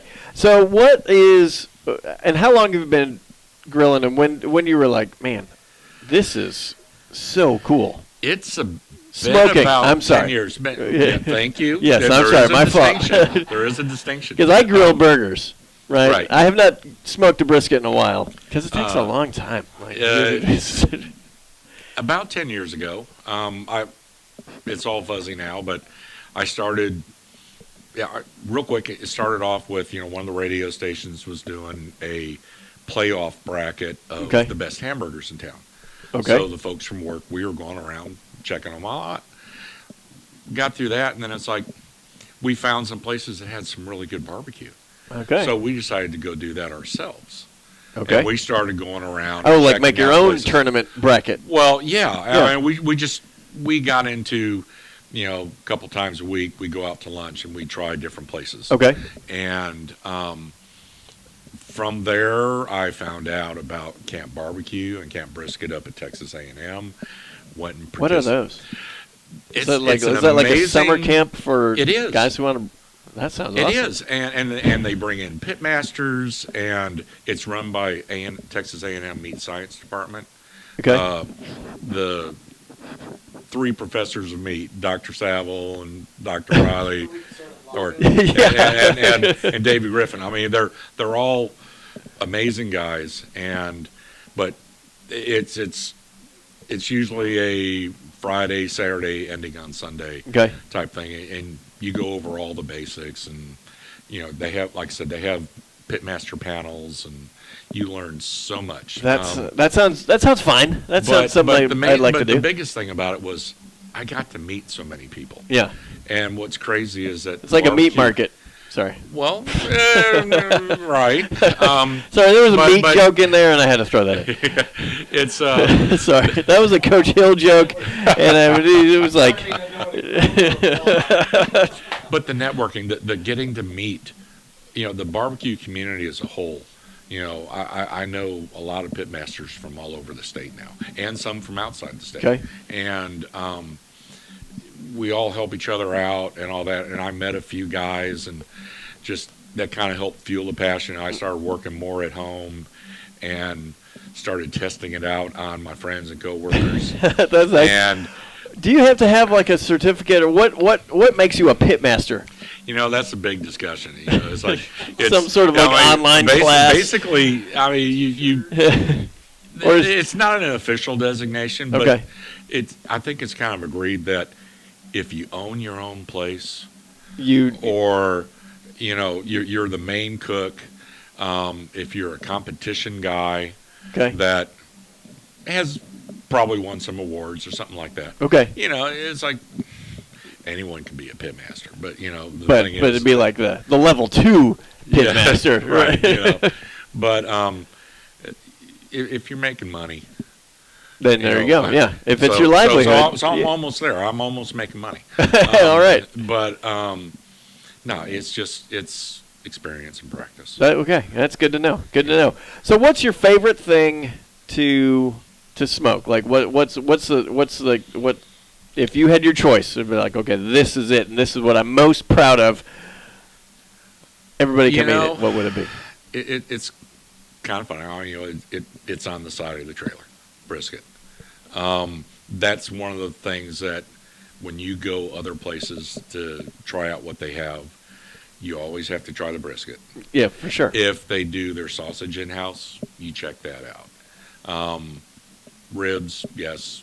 Pulled pork maybe, but brisket is really the measuring stick. Yeah, that's the home run, right? That's either makes you or breaks you. Pretty much. And but it was kind of funny because Dr. Saville at one of the camps, he starts off by saying, "Well, you've all probably worked on pork butts and gotten pulled pork and all that, but brisket's the hardest one to master." And by that point, I had already only done briskets, and it's like, okay, I think I'm doing pretty good with brisket. I've never done pork. I didn't realize that was supposed to be easy. Okay. So it was, but no, brisket is really, it's the standard. So do you find it a little insulting when people like buy the brisket from HEB and just throw it in the oven? Like, should that even be called brisket? Well, no. I mean, it's like it's been manufactured in a big warehouse, 20,000 at a time or whatever. That's not. They haven't been individually touched and love put into it and all that sort of stuff. That's just don't know. Don't even. bother us with that nonsense. You know, so some of the big chains and stuff like that, they can't produce the same stuff. Right. You know, because it's all done at some central location, just shipped out to them to reheat. Yes. Yeah. Right, here you go. Hey, thoughts about the game? It's been an exciting game so far. It's been very close, and as I mentioned when I first came in, it seems like it's being dominated by big plays. You know, they're grinding it out, and suddenly there's a big play. Yeah. And it's like, oh, wow, you know, they've gone down the field. But they're fighting hard. Yeah. I mean, this is what we were talking about. You know, it's third round of the playoffs, and everybody's fighting to play next week, and everybody wants to play next week. Quality. So, Yeah. For sure. Well, hey, no, I appreciate you coming by and spending a couple minutes and talking about it, and thank you, you know, again, support of the Booster Club and everything, and making my life on Thanksgiving easier. That was big because then I got to watch the Bears beat the Bears. I said, like I told you, that was a huge signature win against the winless Lions. It was huge. I'm kind of happy that I was still at the trailer at that point because I didn't have to worry about it. But, you know, I got home soon after and pretty much camped out on the couch and just Are you a Cowboys crashed fan? the rest of the way. I grew up a Cowboy fan, but, you know, unfortunately, about 40 years ago, I got into fantasy sports.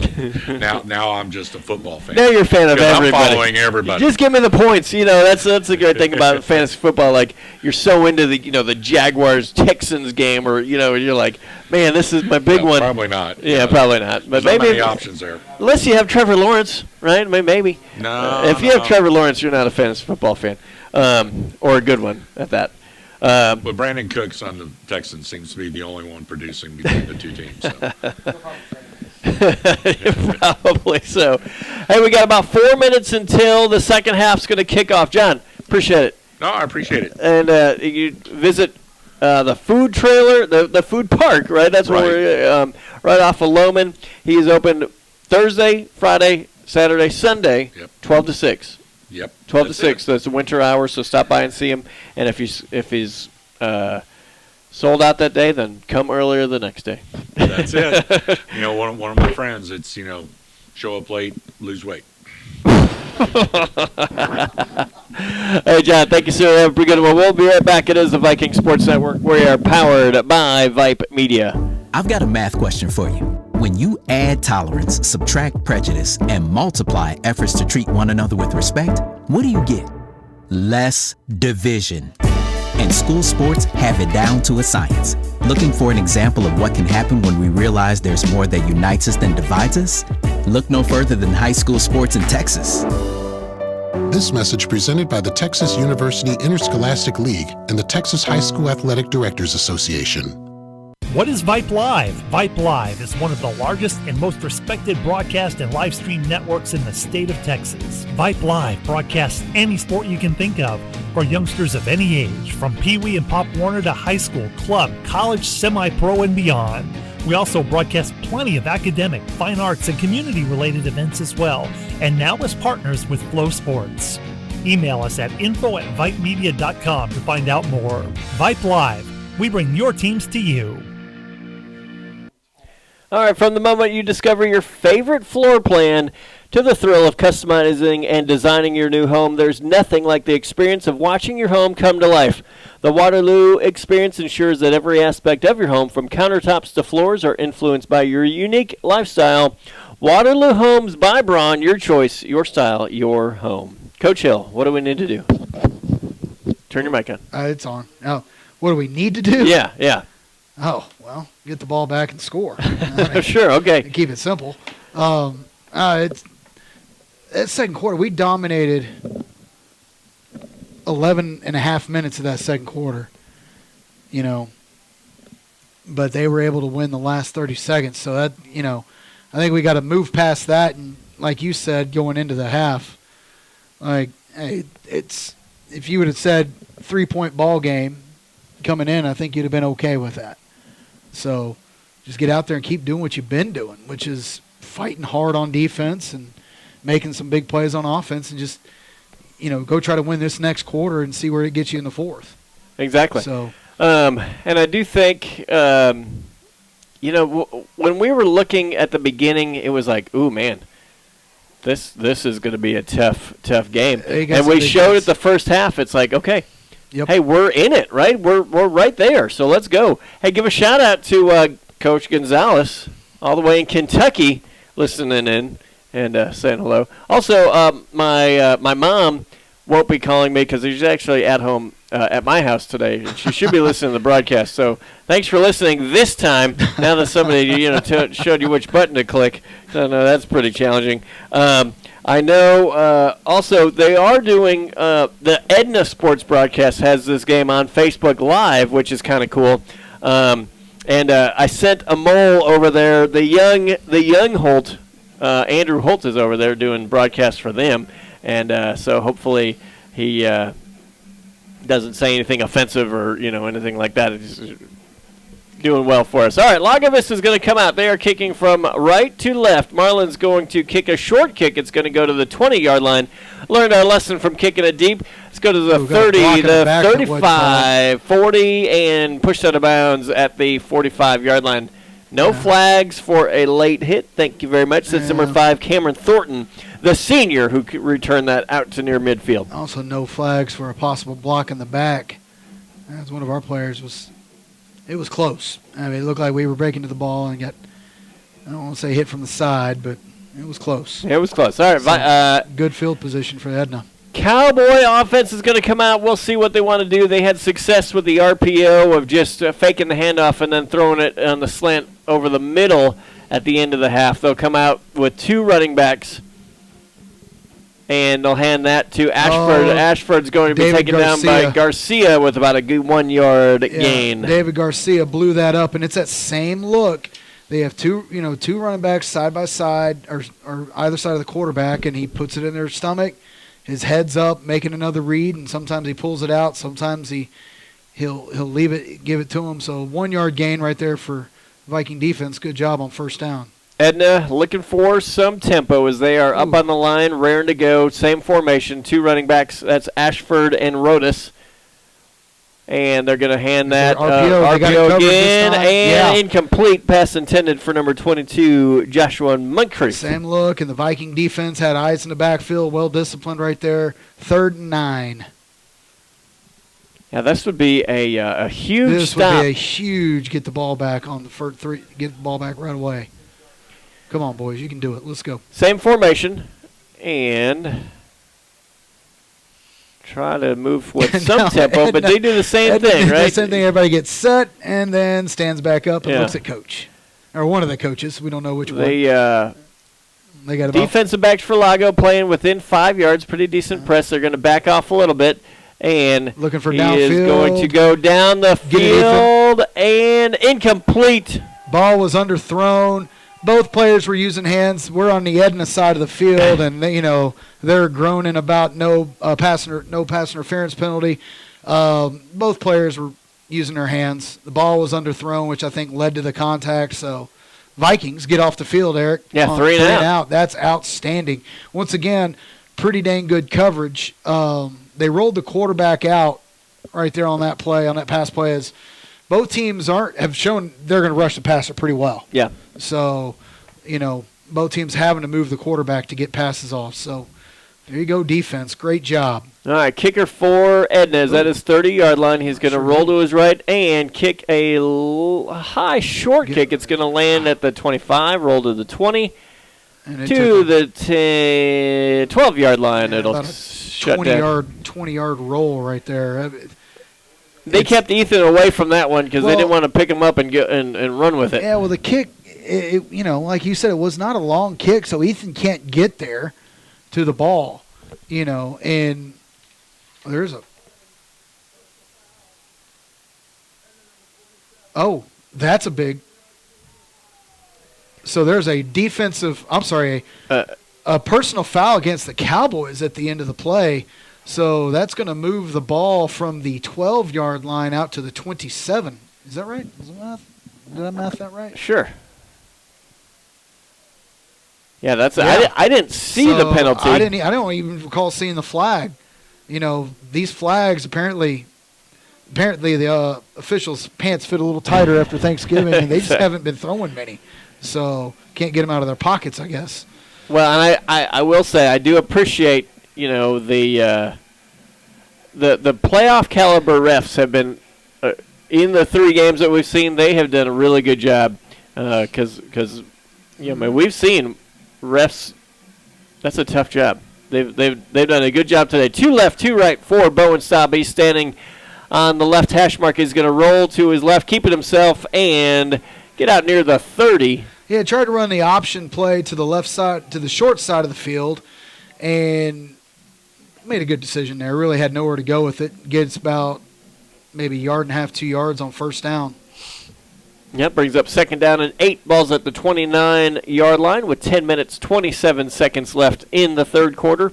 Lago Vista trailing 15-12. Pretty much no wind to speak of now. Is almost completely died. So ball's on the left hash mark, trips to the right. And they're going to do a bubble screen to Hester. Hester is going to drop it. Ooh, almost. Tried to hit Hester on the bubble screen on the flat, and I think Hester tried to move before he caught the ball, and not too far from being a lateral right there, Eric. Yeah. That was close. Gavin kind of, when he dropped the ball, was like, it's one of those. That was close. Yep. It was very close. Same formation, trips to the right. 3rd and 8. 3rd and 8, and they're going to Bowen's going to take the snap. He rolls right, and looks down the field. Nice. Complete to Helton. Helton at the 50, and taken down at the 48-yard line. 1st and 10 Vikings. So Barrett Calden on the outside, just run as far as you can and take who you can with you. And he took a couple guys deep, and Ethan was able to find an open space there just beyond the flat, and Bowen put a dart right on him, throwing on the run, and big conversion on 3rd down for the Vikings as they're into Cowboy territory. 2 left, 2 right. Ball's on the right hash mark now. Logan Parsons is to Bowen Staub's right. And they will hand over. They're going to fake. They're trying to hit. What a catch. Ethan Helton, great catch. So Vikings said, we can RPO too. And I thought the defense got there a little early on that. That was a great catch. Yeah, amazing. He faked the handoff, threw a dart on the slant over the middle. Helton, strong catch while under duress. Under duress. Vikings to the line again. 2 left, 2 right. Ball's on the right hash mark. Parsons is to Bowen's left. Another 1st down. Let's go, boys. Come on, Logan. Hand that ball off the middle, and he is going to be maybe give him 1. Yeah. That's been tough sledding through the middle of the field ever since the first quarter when the Vikings gashed them early on. They've made some adjustments, and it's been tough moving up through there. But you can't stop, though, right? Right, exactly. You got to keep going. You got to keep going because it'll set something else up. 2nd down and 9. Hester and Smith are out to the left side. Helton and Calden are out wide to the right. Parsons is in the backfield. 2 Bowen's left. They're going to take that to Parsons. He's going to go across the 35. Maybe 4 yards. Yep. Maybe 3. So it's going to be 2nd and 6. Or 3rd and 6. I'm sorry. 3rd and 6. Ball is at the 34-yard line. You'd have to go 2 plays here, right? This is 2-play territory, I think, for the Vikings. I think if you're the Vikings here, I'm almost surprised they're not going Odin, even though if there's 6 yards to go. Right, get 3 and 3. Yeah. Trips to right.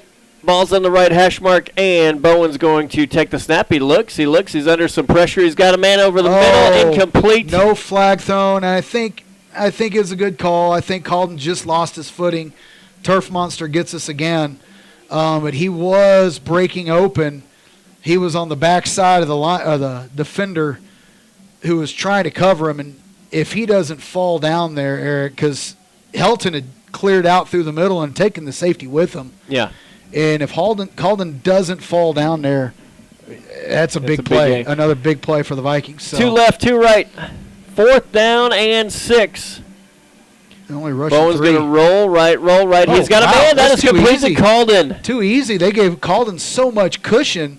I mean, he had a 8-yard cushion, and he passed the line of or passed the yard to gain, just turned around, and Bowen was like, all right. Okay. And, I mean, Bowen has shown that he throws the ball very well on the run, moving to his right especially.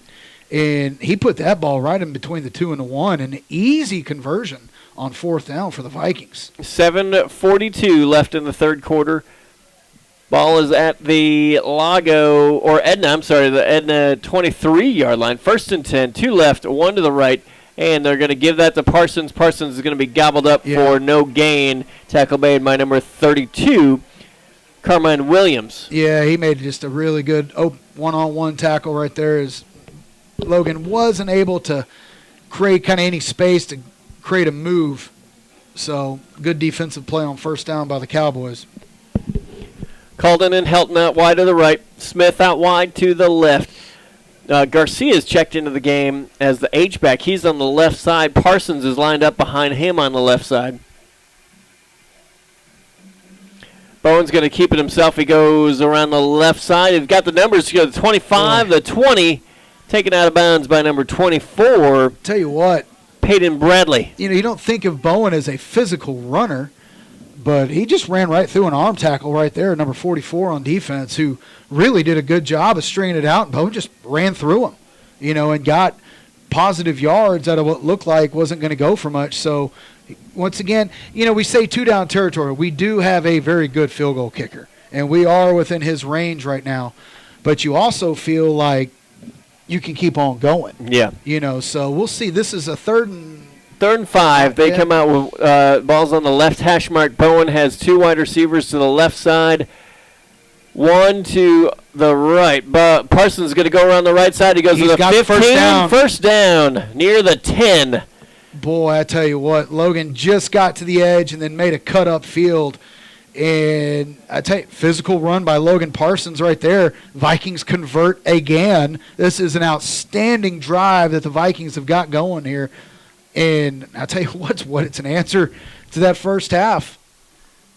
Well, and, you know, Edna had come out, got some momentum coming into halftime. We forced some 3 and out. Yep. And then we do this drive. We have 6:30 left in the third quarter. Ball's on the right hash mark. 2 wide receivers to the right side. They're going to give that to Garcia up the middle, and he's going to just hold on to the ball, big fella.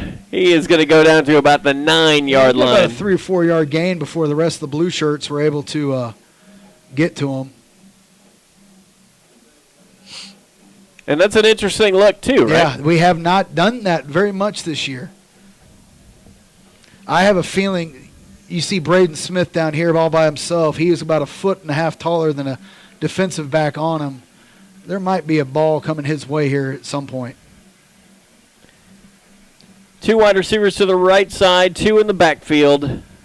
And they're going to give that to Garcia again, and he is not going to get any yardage that time. He's maybe loss of a yard, goes back to the 11. They can get a first down. They've got to get the ball to the 3. Yep. As we go under 5 minutes and 30 seconds left in the third quarter. 15-12, Edna with the lead.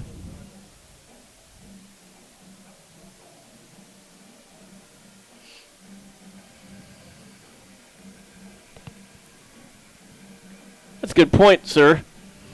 The first half, the offensive line jumped a few times on Edna's shift. Yep. I've not seen that. Bowen's going to roll to his right. He got it. What a catch. In the end zone, touchdown. What a catch under pressure. Great throw once again. Bowen, it was a great drive for Bowen Staub, Eric. He put several passes right on the money, and he delivered again in the end zone. Helton in traffic, strong hands, and a huge touchdown drive to open a half for the Vikings. That was outstanding. That was a heavily contested catch. Yeah. All right, Gavarette is standing at his 12-yard line. Hoping for his first field goal here. Yeah. Let's get his snap off. Here's the snap, the hold, and the kick is good. Yep. All right, so with 5 minutes left in the third quarter, 19-15, Lago Vista has taken back the lead. That was a great drive. Great drive by the Vikings right there. All right, so let's see if we can do on his kickoff. They have done a pretty good job on their kick returns, getting great field position, so on and so forth. So let's see what we do here. Hey, if you've thought about motorized window treatments for ease of convenience and added function, well, let Made in the Shade Blinds and More of Austin show you how simple and affordable it is. With a push of a button, all your window treatments can go down and up at the same time. So call Matt or Kelly today at Made in the Shade Blinds and More of Austin for a free demonstration and a complimentary in-home design consultation. 512-426-0761. Or check out their website, www.mitsaustin.com. All right. Gavin at the kickoff from the 40. He's kicking from right to left. He's going to do a little squib, and it's going to be a fair caught at the 40. Fair caught by number 32, Carmine Williams. Yeah, well coached right there by Edna not to, to tell their players just fair catch that ball and don't try to do anything special with it. All right, just get us the ball at the 40. We're good. We'll take that. And so the Edna's had pretty good start and field position, I think, all game long except for one drive. So I think Edna's got to be a little surprised by the lack of offensive success they've been able to have against LAGO. I'm on defense. Keep it up, guys. Keep it up. Because they came in rolling. Yes. Two running backs in the backfield. They're going to first time. Good play design there. Yeah. Gain of about 5 yards. That went to Ashford. So they rolled the running back into motion. Yeah, which took a linebacker out, and it's the first time they've really done that all game, and it kind of caught us off a little bit there, and they got a pretty good gain out of that. It's another RPO. Hand the ball, keep the ball. Everything's an option here. They're going to run the same look. This time they're going to quarterback keep, and he's got a little bit of a lane. 50, Bryce or Bowen? That's Bowen. Bowen, nice tackle in the open field. It's going to make it 3rd and 1. 3rd and 1. The ball's on the 50-yard line. Well, it's interesting. What I've seen them like to do is run pretty similar formations a lot, right? So they've done that play twice in a row now and done different things out of it. Yep. All right, they're going to come in the same formation. Two wide receivers on the right side. Ball's near the middle of the field. Ball's at the midfield, 50-yard line. Two running backs in. They're going to do quarterback keeper. Quarterback keeper goes around the right side. He goes to the 50, and he'll have enough for a first down. A lot of dancing, but he did get enough. Tried to go around the right side and then tried to go for, I guess, a little bit more and almost put himself in trouble there. Yeah. So, all right, Jaden Clay got a first down. The ball's at the 46-yard line. They are into Lago Vista territory. Same formation, two running backs in there. That's a Rodas and Ashford. Ashford is to his right. Yeah, Rodas is lightning. Yes. Ashford is thunder. Yes. Two wide receivers to the right side. The ball's on the right hash. 9 seconds left on the play clock. And there's a snap, and they're doing a double move, and he's got some pressure on the inside, and he's going to throw it out of bounds. Yes, Stojanic had him. He just was able to wiggle out of that tackle for a second. Almost got him. Good pressure by Stojanic. Hester in there. Forbes and Zervitz have been causing havoc all game long from their defensive line spots. So good. Called a great play for Viking defense on first down. Yep. Second down and 10. 3:14 left in the third quarter. Vikings leading 19-15. They're going to hand that to Ashford. Ashford goes around the right side. He goes to the 40, the 35. Run out of bounds by Connor Karg after a first down. Yeah. A little extracurriculars going on after.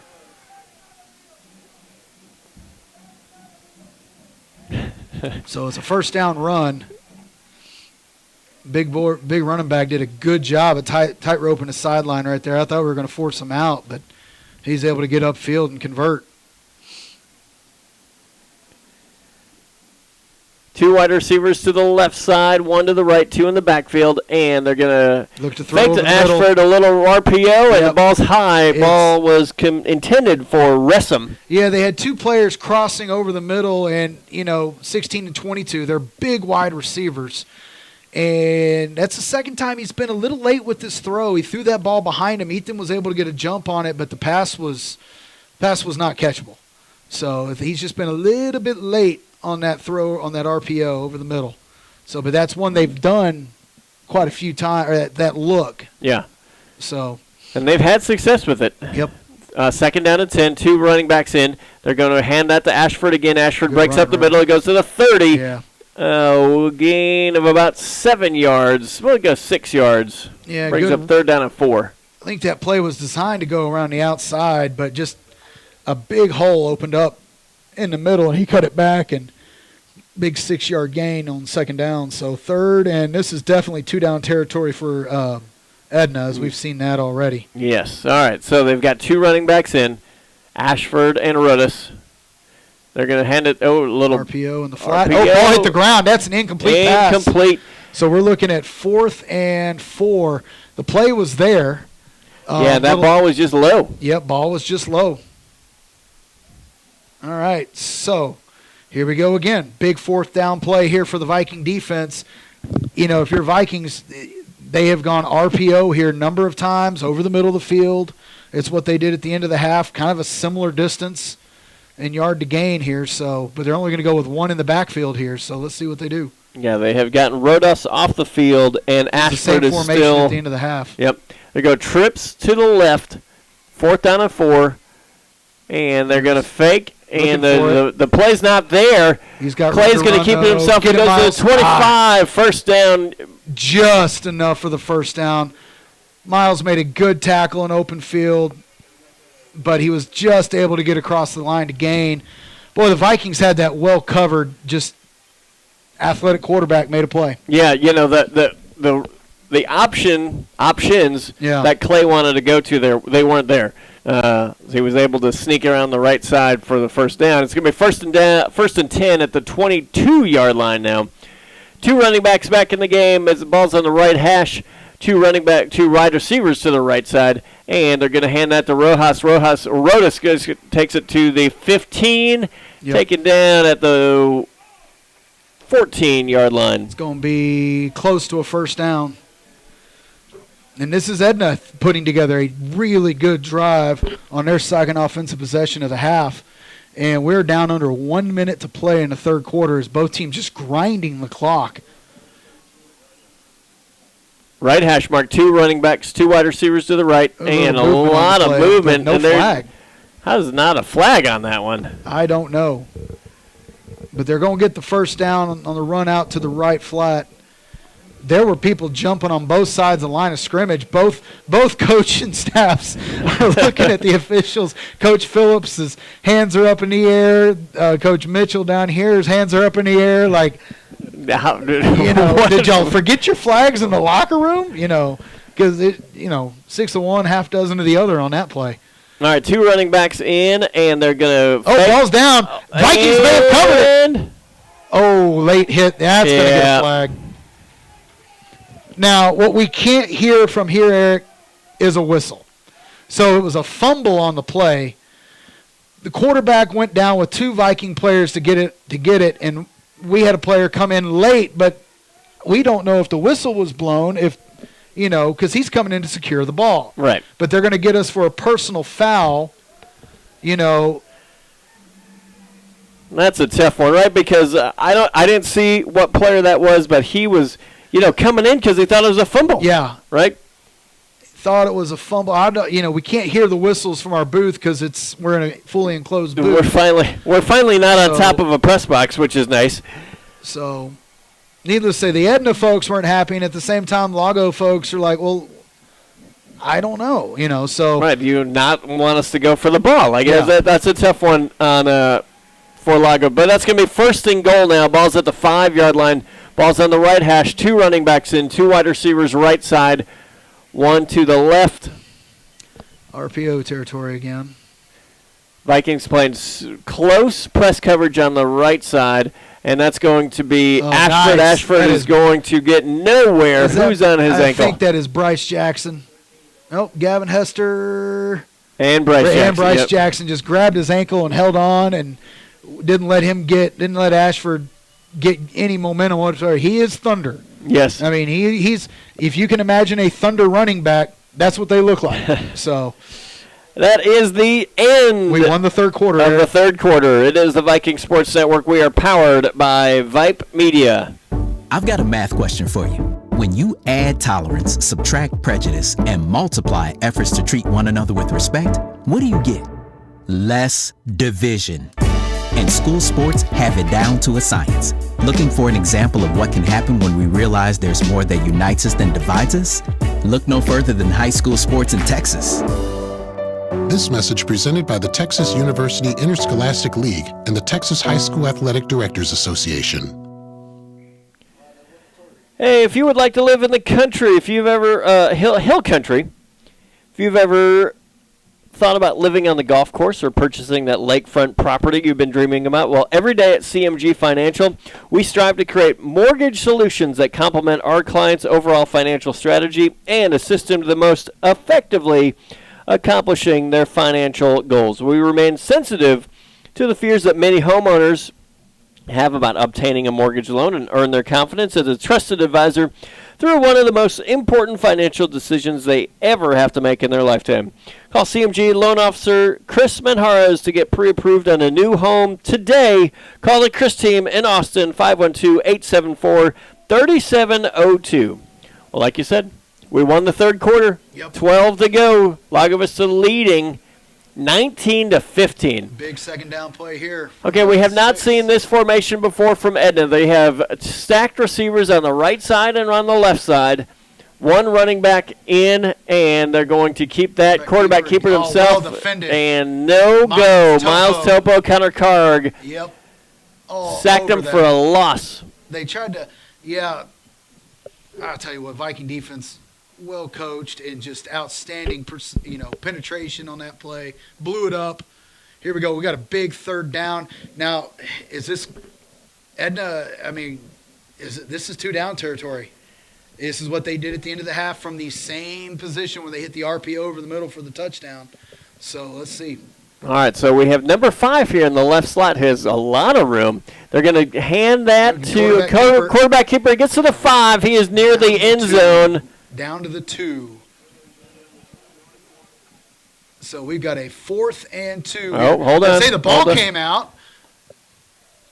As Mr. Taylor's pleading that the ball came out and it's Lago's ball. Lago turned the ball over in a huge defensive stand. Way to go, Mr. Taylor. Great call. Well, Bryce Jackson came out of that, and Clay was running away from us, and I saw him dive toward the end zone. Yes. That ball must have come out as he was stretched out reaching for the end zone. Yeah, which as a young player, he's trying to make a play. Sure. And you got to understand, you got another one, So big defensive stand again for the Vikings. Now let's get out of our own end zone. All right, Bowen's going to come in. He's standing on the O of Matador. Ethan Helton in the slot has, 10 yards of... Yeah, they got another guy, though, there to take the quick pass, though, on him. He's right there off the defensive end. Now, they were looking for him, and Bowen's going to fake that way. He's a new quarterback keeper, and he gets out near the 10. For a skinny kid, he's physical. Yeah. He's a very physical runner. I mean, Bowen's not... He's not big burly Bowen. He's an athletic kid, but he runs physical. He runs like he's 20 pounds heavier than what he is. Let's see. That's second down and 6 now. Is a 6-yard gain. They wanted to get. They faked it to Ethan on the quick slant, and then he just took it himself up the middle. And Bowen just made a play right there. Bowen's going to pitch that. The ball's out, and Edna's got it. Edna recovers the fumble. Yeah, they blew that. So it's the same flag on the play after the play. So it's the same pitch play that we hit a big home run on earlier in the first half, and they blew it up. That ball was pitched under duress, and so let's see what the call is here. As both sides are absolutely, you can hear a pin drop quiet. Yeah. But a big turnover was what it looks like here. Let's see.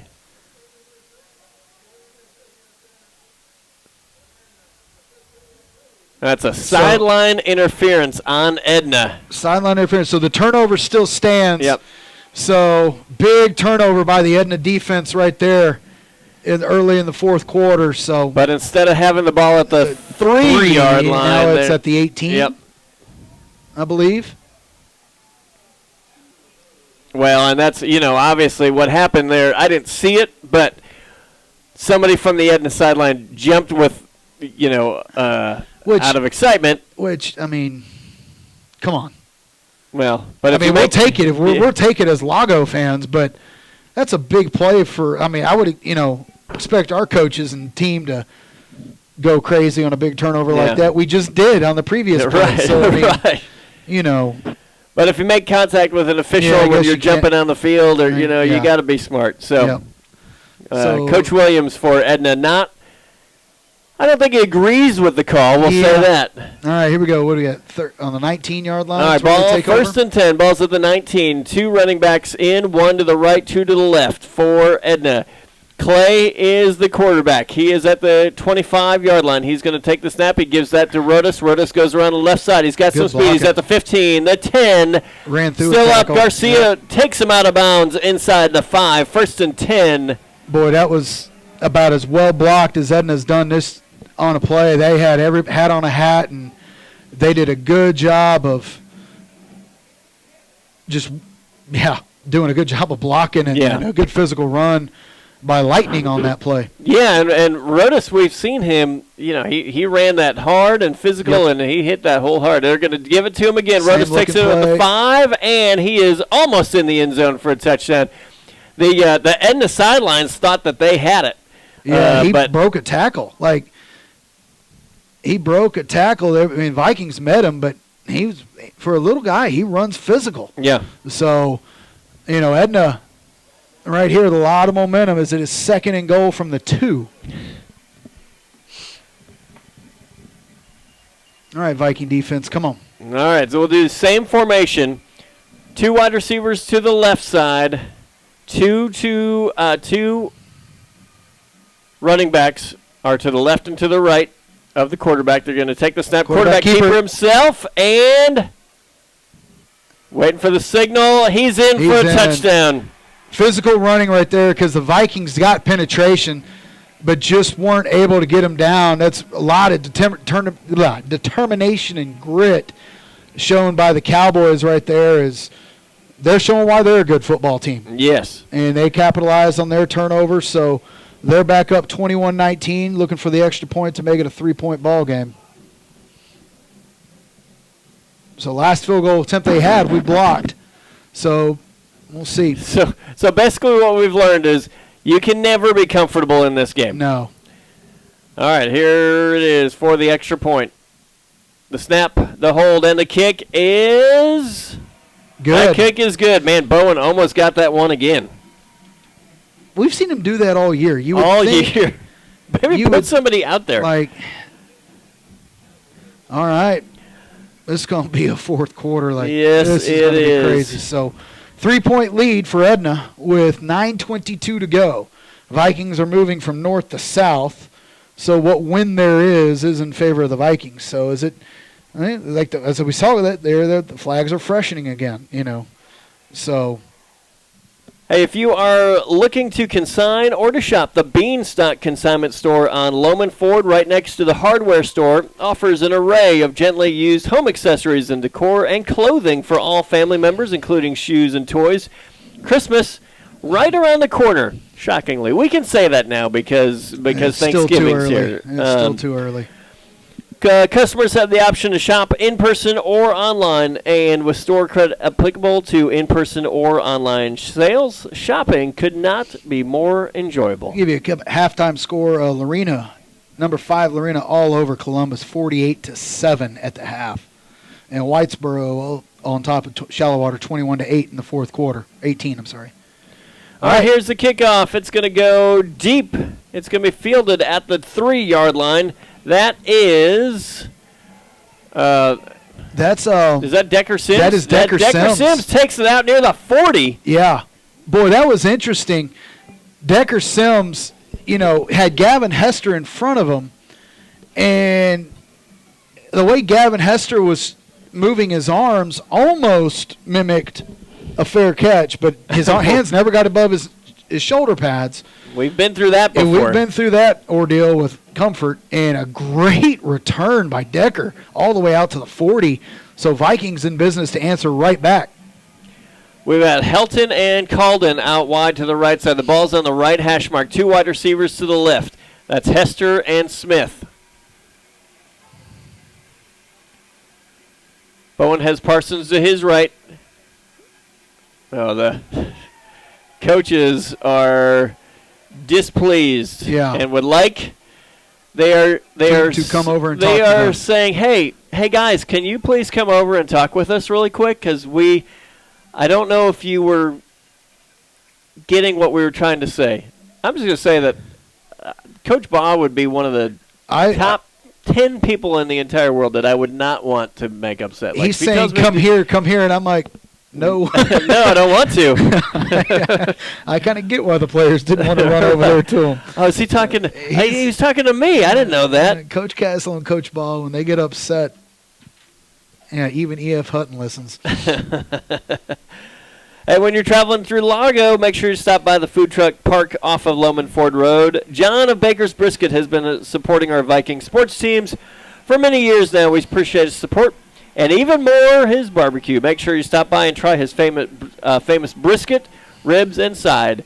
Hand off to Logan Parsons up the middle. He is going to be gobbled up. Maybe a yard gain. Yeah, maybe we'll give him a half a yard. And the Edna faithful here are being loud. And there's a lot of Cowboys. There's probably nobody in Edna right now because they're all here at the game. And they're being very loud as it's going to be 2nd and 9. All right, Vikings come out in the same formation. 2 left, 2 right, 1 in the backfield. They're going from left to right in front of us. And Parsons weaves his way up past the 45-yard line. Yeah, they're going to give him about 5-yard gain on that, if not 6. Yeah, they're going to mark the ball at the 47. So it's going to be 3rd and 3. Big play right there on 2nd down. For sure, with everything inching their way toward, like, Edna's feeling it, right? Yeah, but it's just this momentum is there to be had for both teams. So 2 left, 2 right. Parsons shifts from Bowen's right to left, and they're going to do the pitch play. Oh, nice catch. Parsons gets it. He is not going to get it. He gains 1 yard. Yeah, ball was pitched a little bit behind him, but Logan, I tell you what, that was one heck of a catch. So here comes the Odin package. Big 4th down play here with 4th and a yard to go. Yeah, we're under 8 minutes now. 7:45 left in the ball game. Edna leading 22-19. This is a big, every play's big right now, and this is a big 4th down conversion here for the Vikings. Let's go. Garcia takes the snap. He runs up the middle, he's got the first down near the 45-yard line. Well, I tell you what, that was awesome. Great push by the Vikings offensive line, and David just got behind the offensive line, Wyatt Forbes, and just put his head down, and they cleared a path, and big-time conversion right there on 4th down. They are into Edna territory. Ball's at the 46-yard line, 1st and 10. 7:13 left in the ball game. Lago Vista trailing by 3. 2 left, 2 right. Parsons is to Bowen's left. They're going to fake it to Parsons. He's looking deep. He scrambles, gets hit from behind. Yep. Sack back into Lago Vista territory. Yep. Ball's at the Lago Vista 49-yard line. Bowen knows he held on to the ball just too long right there, looking to make a play downfield, and just held on to the ball too long. So it's going to be a big loss on 1st down. It's going to make it 2nd and 16 or 2nd and 15. So, all right, we'll come out same formation. 2 left, 2 right. Calden and Helton on the right side, and Bowen rolls right. Nice putt, nice. Oh! Ball was a little bit low. Calden wasn't able to get it. That would have been a 1st down. It would have been really close. Barron knows he'll tell you he should have caught that ball. That's the that's a hard thing. It's a lot easier saying that though when you're when you're not under pressure by a defensive back, falling down, so on and Right, so and forth. 9 times out of 10, you probably He make that makes catch. yeah. All right, 3rd down and 16. 2 left, 2 right. Ball's on the left side of the left hash mark. Bowen's going to spin out, and then he looks to Ethan Helton, who's what a catch! at the 20. What a catch! What a catch! Nice thrown ball by Bowen, but Ethan Helton, he hit another gear. Over the shoulder catch. What a job. I thought the ball was overthrown. Yeah. And Ethan just hit another gear and looked like a outfielder chasing down a fly ball right there and just made an incredibly athletic play. Big conversion on 3rd and 15 for the Vikings. Ball is at the Edna 18-yard line. Lago comes out 2 left. H-back in. They're going to give it to Parsons. Bowen's going to keep it and not going to go anywhere. Yeah, nowhere to go. Nowhere to go. Even if he gives that ball to 20, they had a big blue shirt in the backfield there. Was ready to gobble up whoever had it. So 5:30 left in the ball game. So a 3-point game. We are in Gavaret's range. The ball's on the 19, so we have Braden Smith in the slot on the right side. Called in on the right side. Helton out wide by himself on the left. And they will give that to quarterback keeper. Bowen's going to roll left, and he makes a couple guys miss, but he's not going to be able to get away from everybody. Loss of 3 on the play. Yep.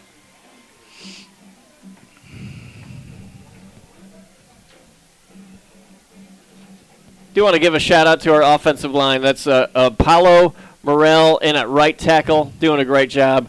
David Rafael Medina, right guard. Number 60 is David Ramirez. 52, Roy Garcia. And who's that? Who's that left tackle? That is Jackson Humke. Yep. All right, left another tackle, big making big holes as we go along. Bowen's going to looking for Ethan. He was hit as he threw the ball. Oh, there is a flag on the play, mini flag on the play. So there was a defensive hold at about the 12-yard line as Ethan made his cut up field. His head got turned around. So this should be a defensive holding. Should be. The pass was nowhere. The ball was not catchable. Right. But this should be a defensive holding call. Right. It's not a pass interference because Bowen was hit as he. Yeah. It should be a defensive holding. Let's see. Oh, they're going to call pass interference. Wow. So either way, it's a first down for the Vikings. So as you can tell, the Edna Cowboys they don't agree. And I don't know if that's pass interference as well. To me, it was a holding that occurred when he made his cut. The ball was not catchable. No. Ethan had broken through, and he was 3 yards past. The ball was not catchable. All Bowen had to do was get it there, but he was hit as he threw. So here we go. We got 1st and goal from the 9-yard line, Eric. 4:21 left in the ball game. Lago comes out H-back on the right side. 2 wide receivers to the right side. Parsons to his left. They're going to give it to Parsons, who goes around the right side. Oh, he's on his feet! And he's close! He's the half-yard line. Maybe the half. He's on the 1 inch. And we got a flag late here across the field. Let's see what the call is. This is going to be an unsportsmanlike. I just hope it's not against the white shirts. Well, let's see. But it was after the play. His case. One official signaling. Let's see what the call is. Oh, this is a big call. Offsetting. Okay, they're off, and I think that's probably a good call. Yeah, because offsetting penalties, they were both equally at fault there. Odin package coming in, 4:03 left in the ball game. 22-19, Lago Vista is trailing. They have the ball on the clock should still keep running, 1-yard line. And the clock is not. I guess the penalty stopped the clock. So let's see if they start the clock. 4:03 to go. Helton They put new and time back on the clock. Staub. It's at 4:09. Now they wind it it. goes. Okay. Garcia in to take the snap. And direct snap to Garcia. He's in. Garcia's in the end zone. Touchdown. There we go.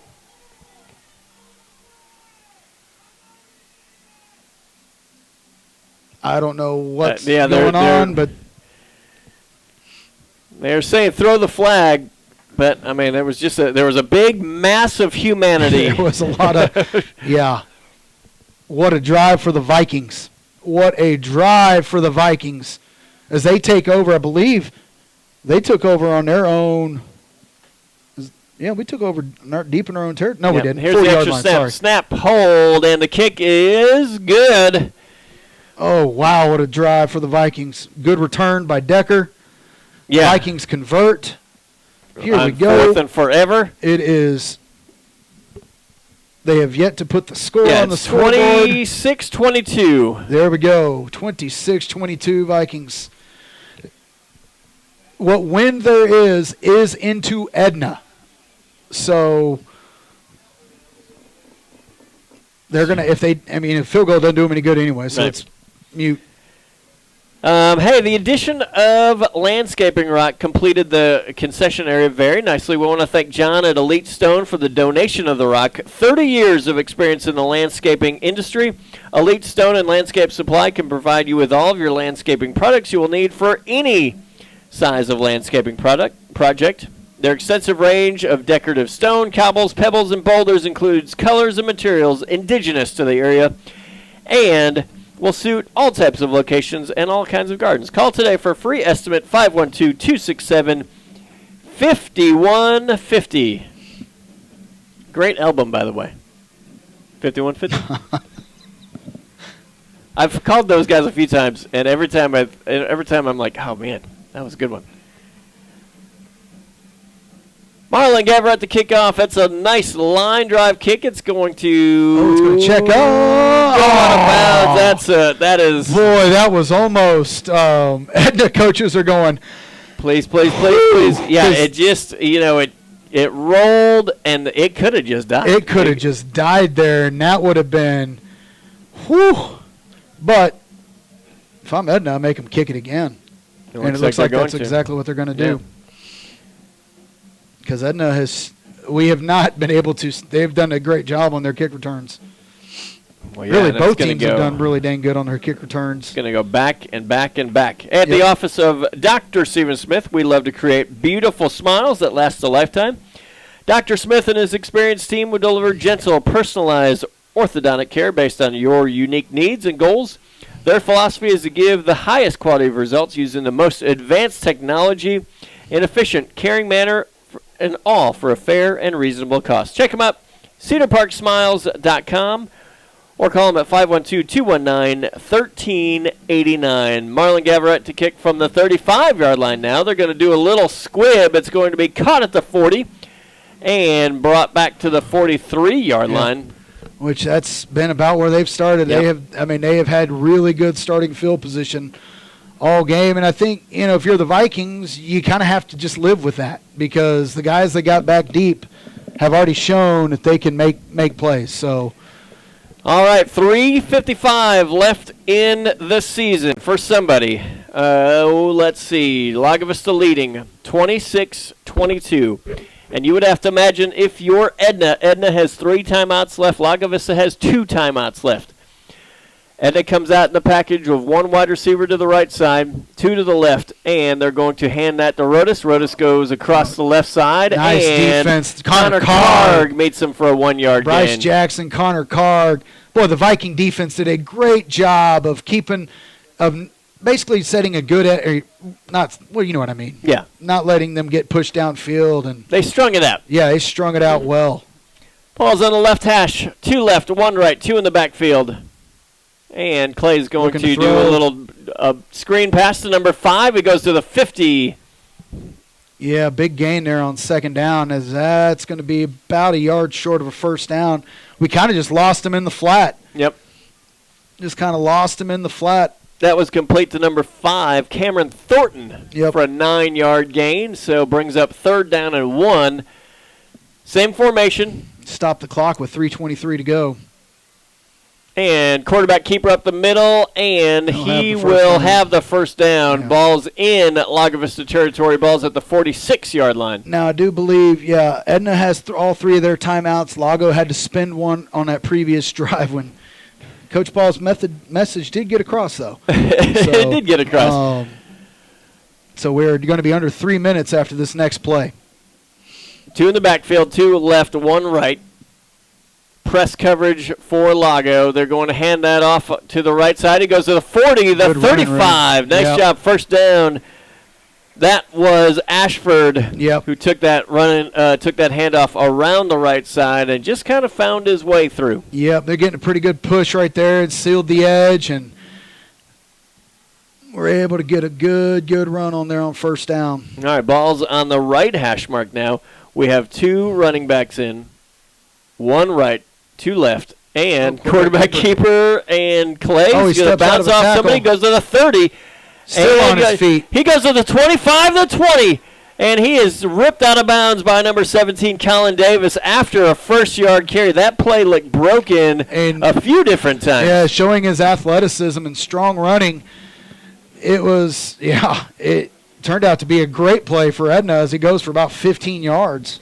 2 minutes, 30 seconds left in the game. The ball is now at the Lago Vista 14-yard line. Now the clock is an issue as we're at 2:30. Yeah, like you said, because here we go. Yeah. Like ball handoff to Rodas. Rodas makes a few guys miss. He gets back to the original line of scrimmage, and he's still fighting forward. Blow the whistle already, guys. Man, some Vikings also, they see the ball as the running backs do show the ball when they run. So some players are kind of reaching for the ball, and unfortunately when you do that, you also miss a tackle. But all that for a 1-yard gain. The clock continues to run. We are under 2 minutes. Edna here looking like they might end up – they don't have a play signaled in, and there's 17 seconds on the clock. So their fans are wanting to go a little bit faster than what they're move doing. With a little. They're going to hand that off to Rodas. Rodas goes across the 10, and he's in the end zone for a touchdown. He was just able to get through that line. So a lot of time still on the clock here. So if you're Edna, you just go, you're up 28-26. You go for 2.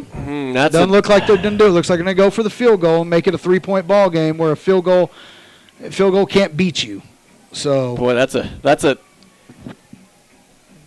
an interesting call, right? Like I think you do this. I do think you do it. And there's the it's good. Snap, hold, and kick are good. 1:40 left in the ball game. 29-26. That was about as impressive a drive as Edna's had all game. Chunk yardage, got their momentum going, and they just really, really looked good on offense on that drive. The Vikings weren't able to get much on defense there. So here we go, minute 40. Vikings going to get the ball back on the kickoff. So another great sponsor of our Viking sports teams is RBFCU. That is Randolph Brooks Federal Credit Union. With high-value products and services, they are a trusted financial partner for thousands of members in Texas, as well as around the world. RBFCU offers all the banking services you would expect from a leading credit union, and we've also made it our mission to help improve our members' economic well-being and quality of life. Our commitment to personalized service makes RBFCU membership the smarter banking choice. Visit their website at rbfcu.org. Okay, so Edna talking about it a long time. I don't know why the play clock hasn't been started.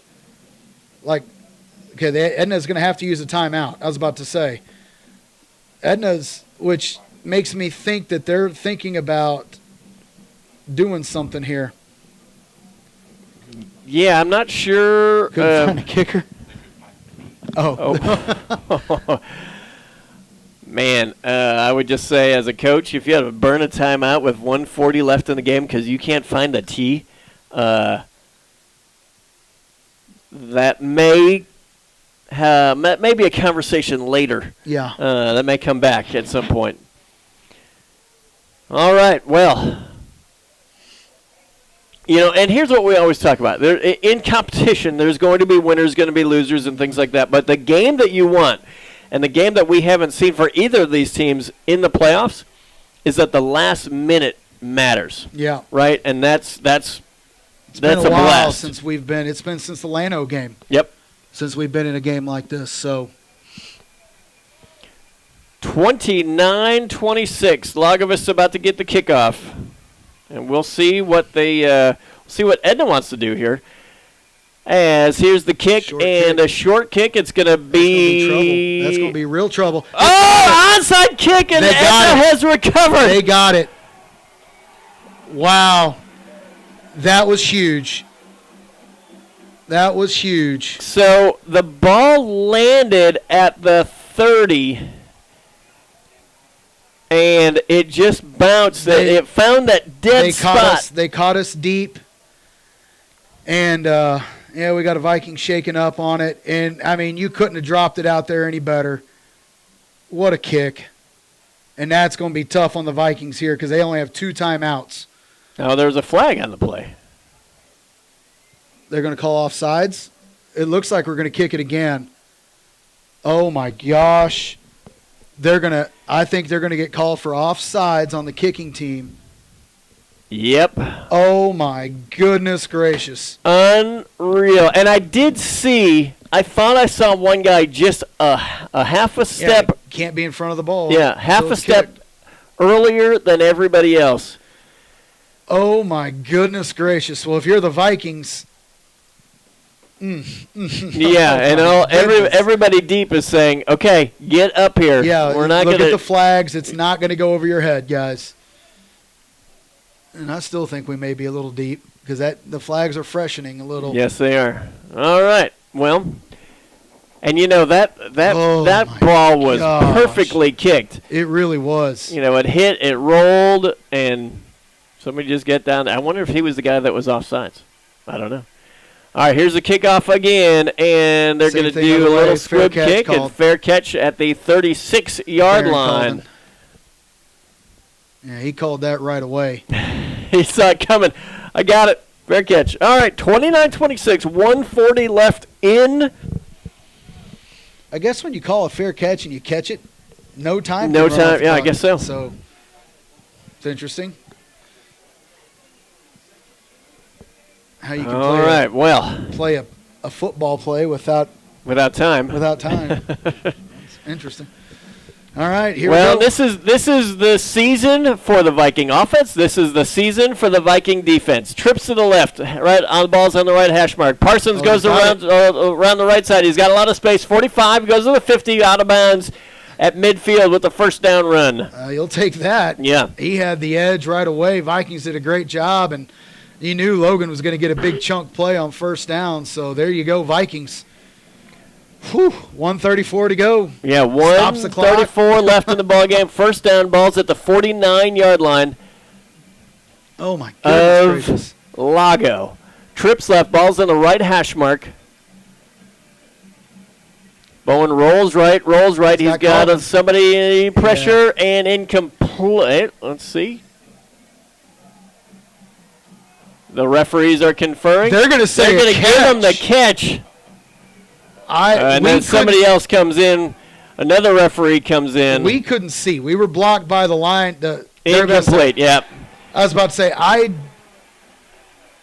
that's actually really good work by all the referees there as two made a call and said, hey, from what I saw, it was a catch. And when I could tell, I don't think the ball got to Barron. Right. So, I mean, we were shielded by the players, but I think that is the correct call. I think Edna may have had a meltdown if they go that I thought that ball was a little bit. I don't think it quite reached Barron. So ball's on the right hash mark. Player coming on late. And there's going to be a timeout before Lago so Edna will burn ran that play. Second timeout, have one remaining. So yeah, that last play with Barron, I don't know. I mean, replay is really what we need, but we were shielded by the Edna Cowboy football team as the play was on the sideline. I don't think the ball reached Barron, but that's not to say he couldn't. He could have, yeah. He don't, because he did dive back to it. So, but needless to say, it's 2nd down and 10, and you need a field goal to tie, and touchdown puts you ahead. I'm not going to say wins the game. Right. Yeah. Puts you ahead at this puts you point. ahead. Hey, Suzette Whitehead is a local realtor with Realty Texas. She's lived in the area for more than 20 years. She's been supporting LVISD for the last 22 years. She goes by Will Rogers' motto, real estate is the best investment in the world because it's the only thing they're not making anymore. If you need a professional realtor, call Suzette Whitehead today at 512-699-0898. Go Vikings. Trips left, 1 to the right. Ball's on the right hash mark. Bowen rolls left, and he's going to flip that to. Out of bounds. Good job. That's Decker. Decker Sims. Yes. Good job, Decker Sims right there. Just being available in the flat. Bowen looking for Ethan downfield, and they had him bracketed. It would have taken a really good touch pass to get it in. So Bowen doing a good job taking the easier pass. You got 4 downs. Well, so and that was an 8-yard gain. Yeah. That was a 3rd down and 2. Yep. 2 to the left, 2 to the right, 1 in the backfield. Bowen's going to give that to Parsons. Parsons goes across the 40, 1st down. All right. Ball's at the Edna 37-yard line. Vikings have to get to the line in a hurry here 1-14. because they have 2 timeouts. They don't want to use them right now. So the clock is started already. Ball's been placed as we are under a minute. Bowen's under some more pressure. He makes some guys miss. He goes to the 40. He didn't see him. He didn't see. So Bowen being Bowen, it looked like he's going to be sacked. Breaks tackles, and then everybody the receivers get their heads back up and get going downfield. He had Calden wide open downfield, but Bowen was looking at the guys in front of him. Still, that's Bowen being Bowen. He was 5 or 6 yards behind the line of scrimmage. Yeah. And he gets an 8-yard gain out of it. That's just the athlete that he is. 54 seconds left in the game. Ball's on the left, hash mark 2 left, 2 right. Bowen's going to roll right, design quarterback keeper, 30-25. And he is taken down inside the 15. The ball's at the 12-yard line. So now we have 2 timeouts, 45 seconds. The clock has stopped to move the chains. Okay. Yeah. I know what you're thinking. Score, and here we go. Yeah. 36 seconds left of the game. Trips left, and Bowen's going to step up, and he has touchdown! He's got him! That is who is that? That is number 18, Decker Sims. Decker Sims, what a play! Oh my gosh! There's 27 seconds left on the clock. Bowen stepping up in the pocket and just delivering a dime. Yes. Oh my goodness gracious. Decker Sims making a huge contribution in the 4th quarter of round 3. Oh my gosh. Here's the snap, the hold, and the kick is good. Vikings 32, Edna 29. There is 27 seconds on the clock. I do not think this kick will see much air. I don't think so. Unbelievable. Oh my gosh. Whew. Security State Bank and Trust, proud to support the Lago Vista Vikings. Together, we help build this community we call home, whether on the field or off the field. Your goals matter to us, and we strive to be your trusted partner when it comes to making important decisions about your money. From personal and business banking to mortgage services and trust services, we've got you covered. We're celebrating 80 years of service in our beloved Hill Country, and we invite you to experience our dedicated team. We're small enough to know you by name, large enough to meet all of your banking needs. Security, State Bank and Trust, member FDIC. Oh, my gosh. Well, it's 33-29. Vikings up 4, so Edna has to get in the end zone. I think you just kick this ball on the ground. I don't care if almost onside it, because you know what I mean? Yeah. Like, Well, and what Edna has shown today is that they've been able to ground, Yes. and Oh my I have gosh. not seen Now, the Edna big has plays. two very, very tall wide receivers. So, And that's there's exactly going what to the Vikings be do. a little kick. It's going to be fielded at the 40 and down from there. 27 seconds left in the season for one of these teams. 33-29. Oh, my goodness. Edna needs a gracious. touchdown. Edna has one timeout left. And, boy, I tell you what, Edna had to burn one timeout because they couldn't find the tee. And then the other timeout that he had to burn was they weren't lined up correctly. So that way you're extremely frustrated at this point about those things. All right, so a lot of Vikings back deep. You know, if you're the Vikings here, don't shade too much because they're just going to get the ball to the sidelines here. Trips left, and he's going to roll left. He's looking down the field, and the ball's caught at the 46-yard line, caught by number 22, Joshua Moncrief. And that's what they're going to do. They're going to try to get the ball down, probably do that a couple more times. There's 21 seconds to go.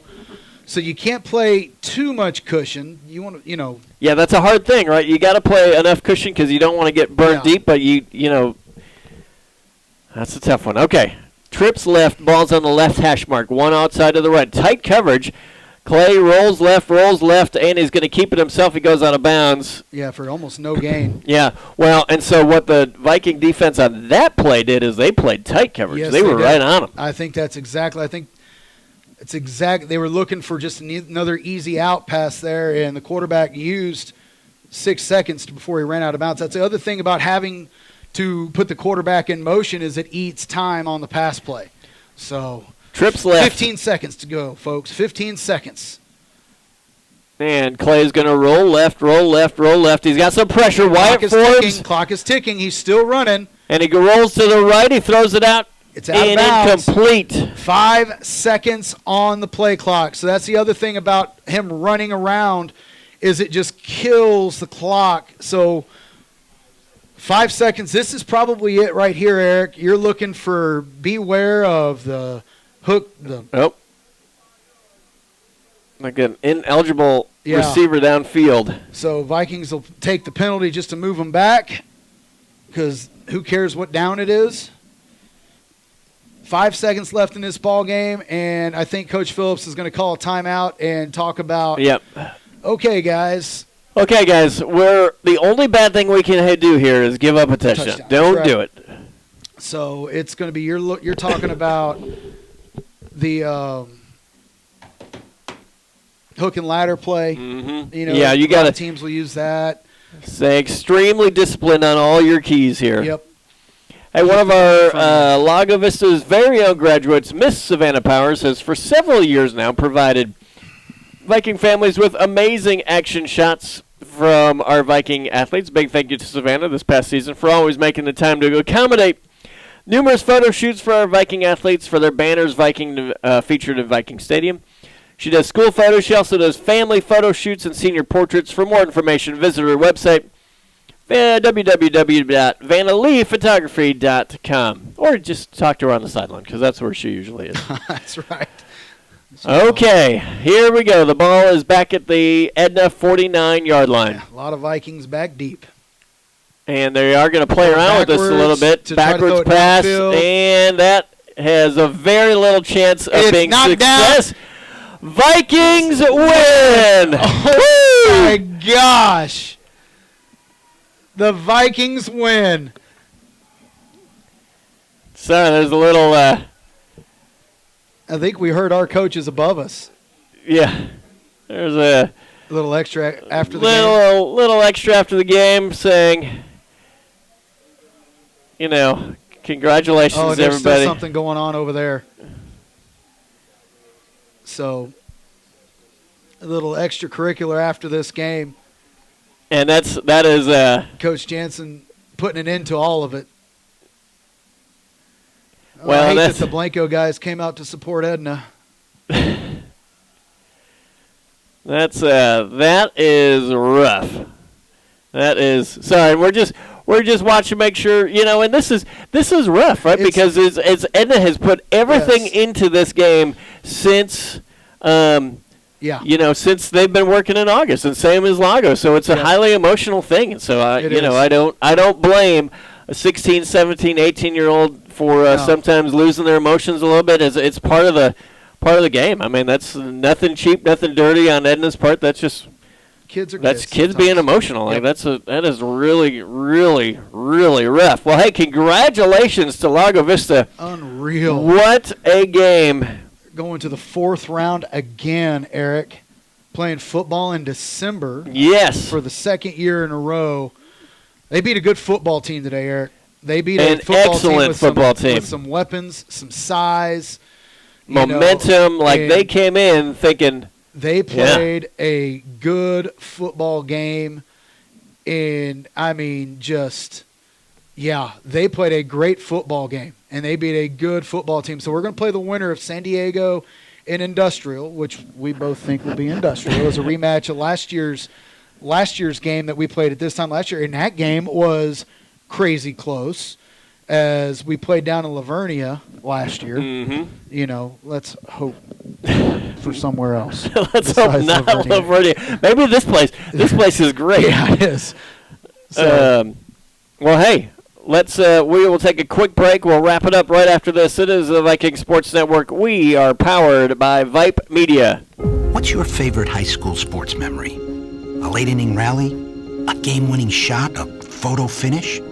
Maybe it's a pep rally or a pregame ritual. Maybe it's the euphoria of a late-night bus ride home after a hard-fought win. Maybe it's having pizza with teammates after the game. Now, imagine if it never happened at all. School sports need your help. With budgets getting tighter, it's more than the games that are on the line. It's all the traditions, the community pride, the culture of your hometown high school. Plus, all those memories that are on the line, too. What can you do? It's simple. Buy a ticket when you can. Go to a game. Take the whole family. Let's do everything we can to keep those cherished school sports memories alive. This message presented by the Texas University Interscholastic League and the Texas High School Athletic Directors Association.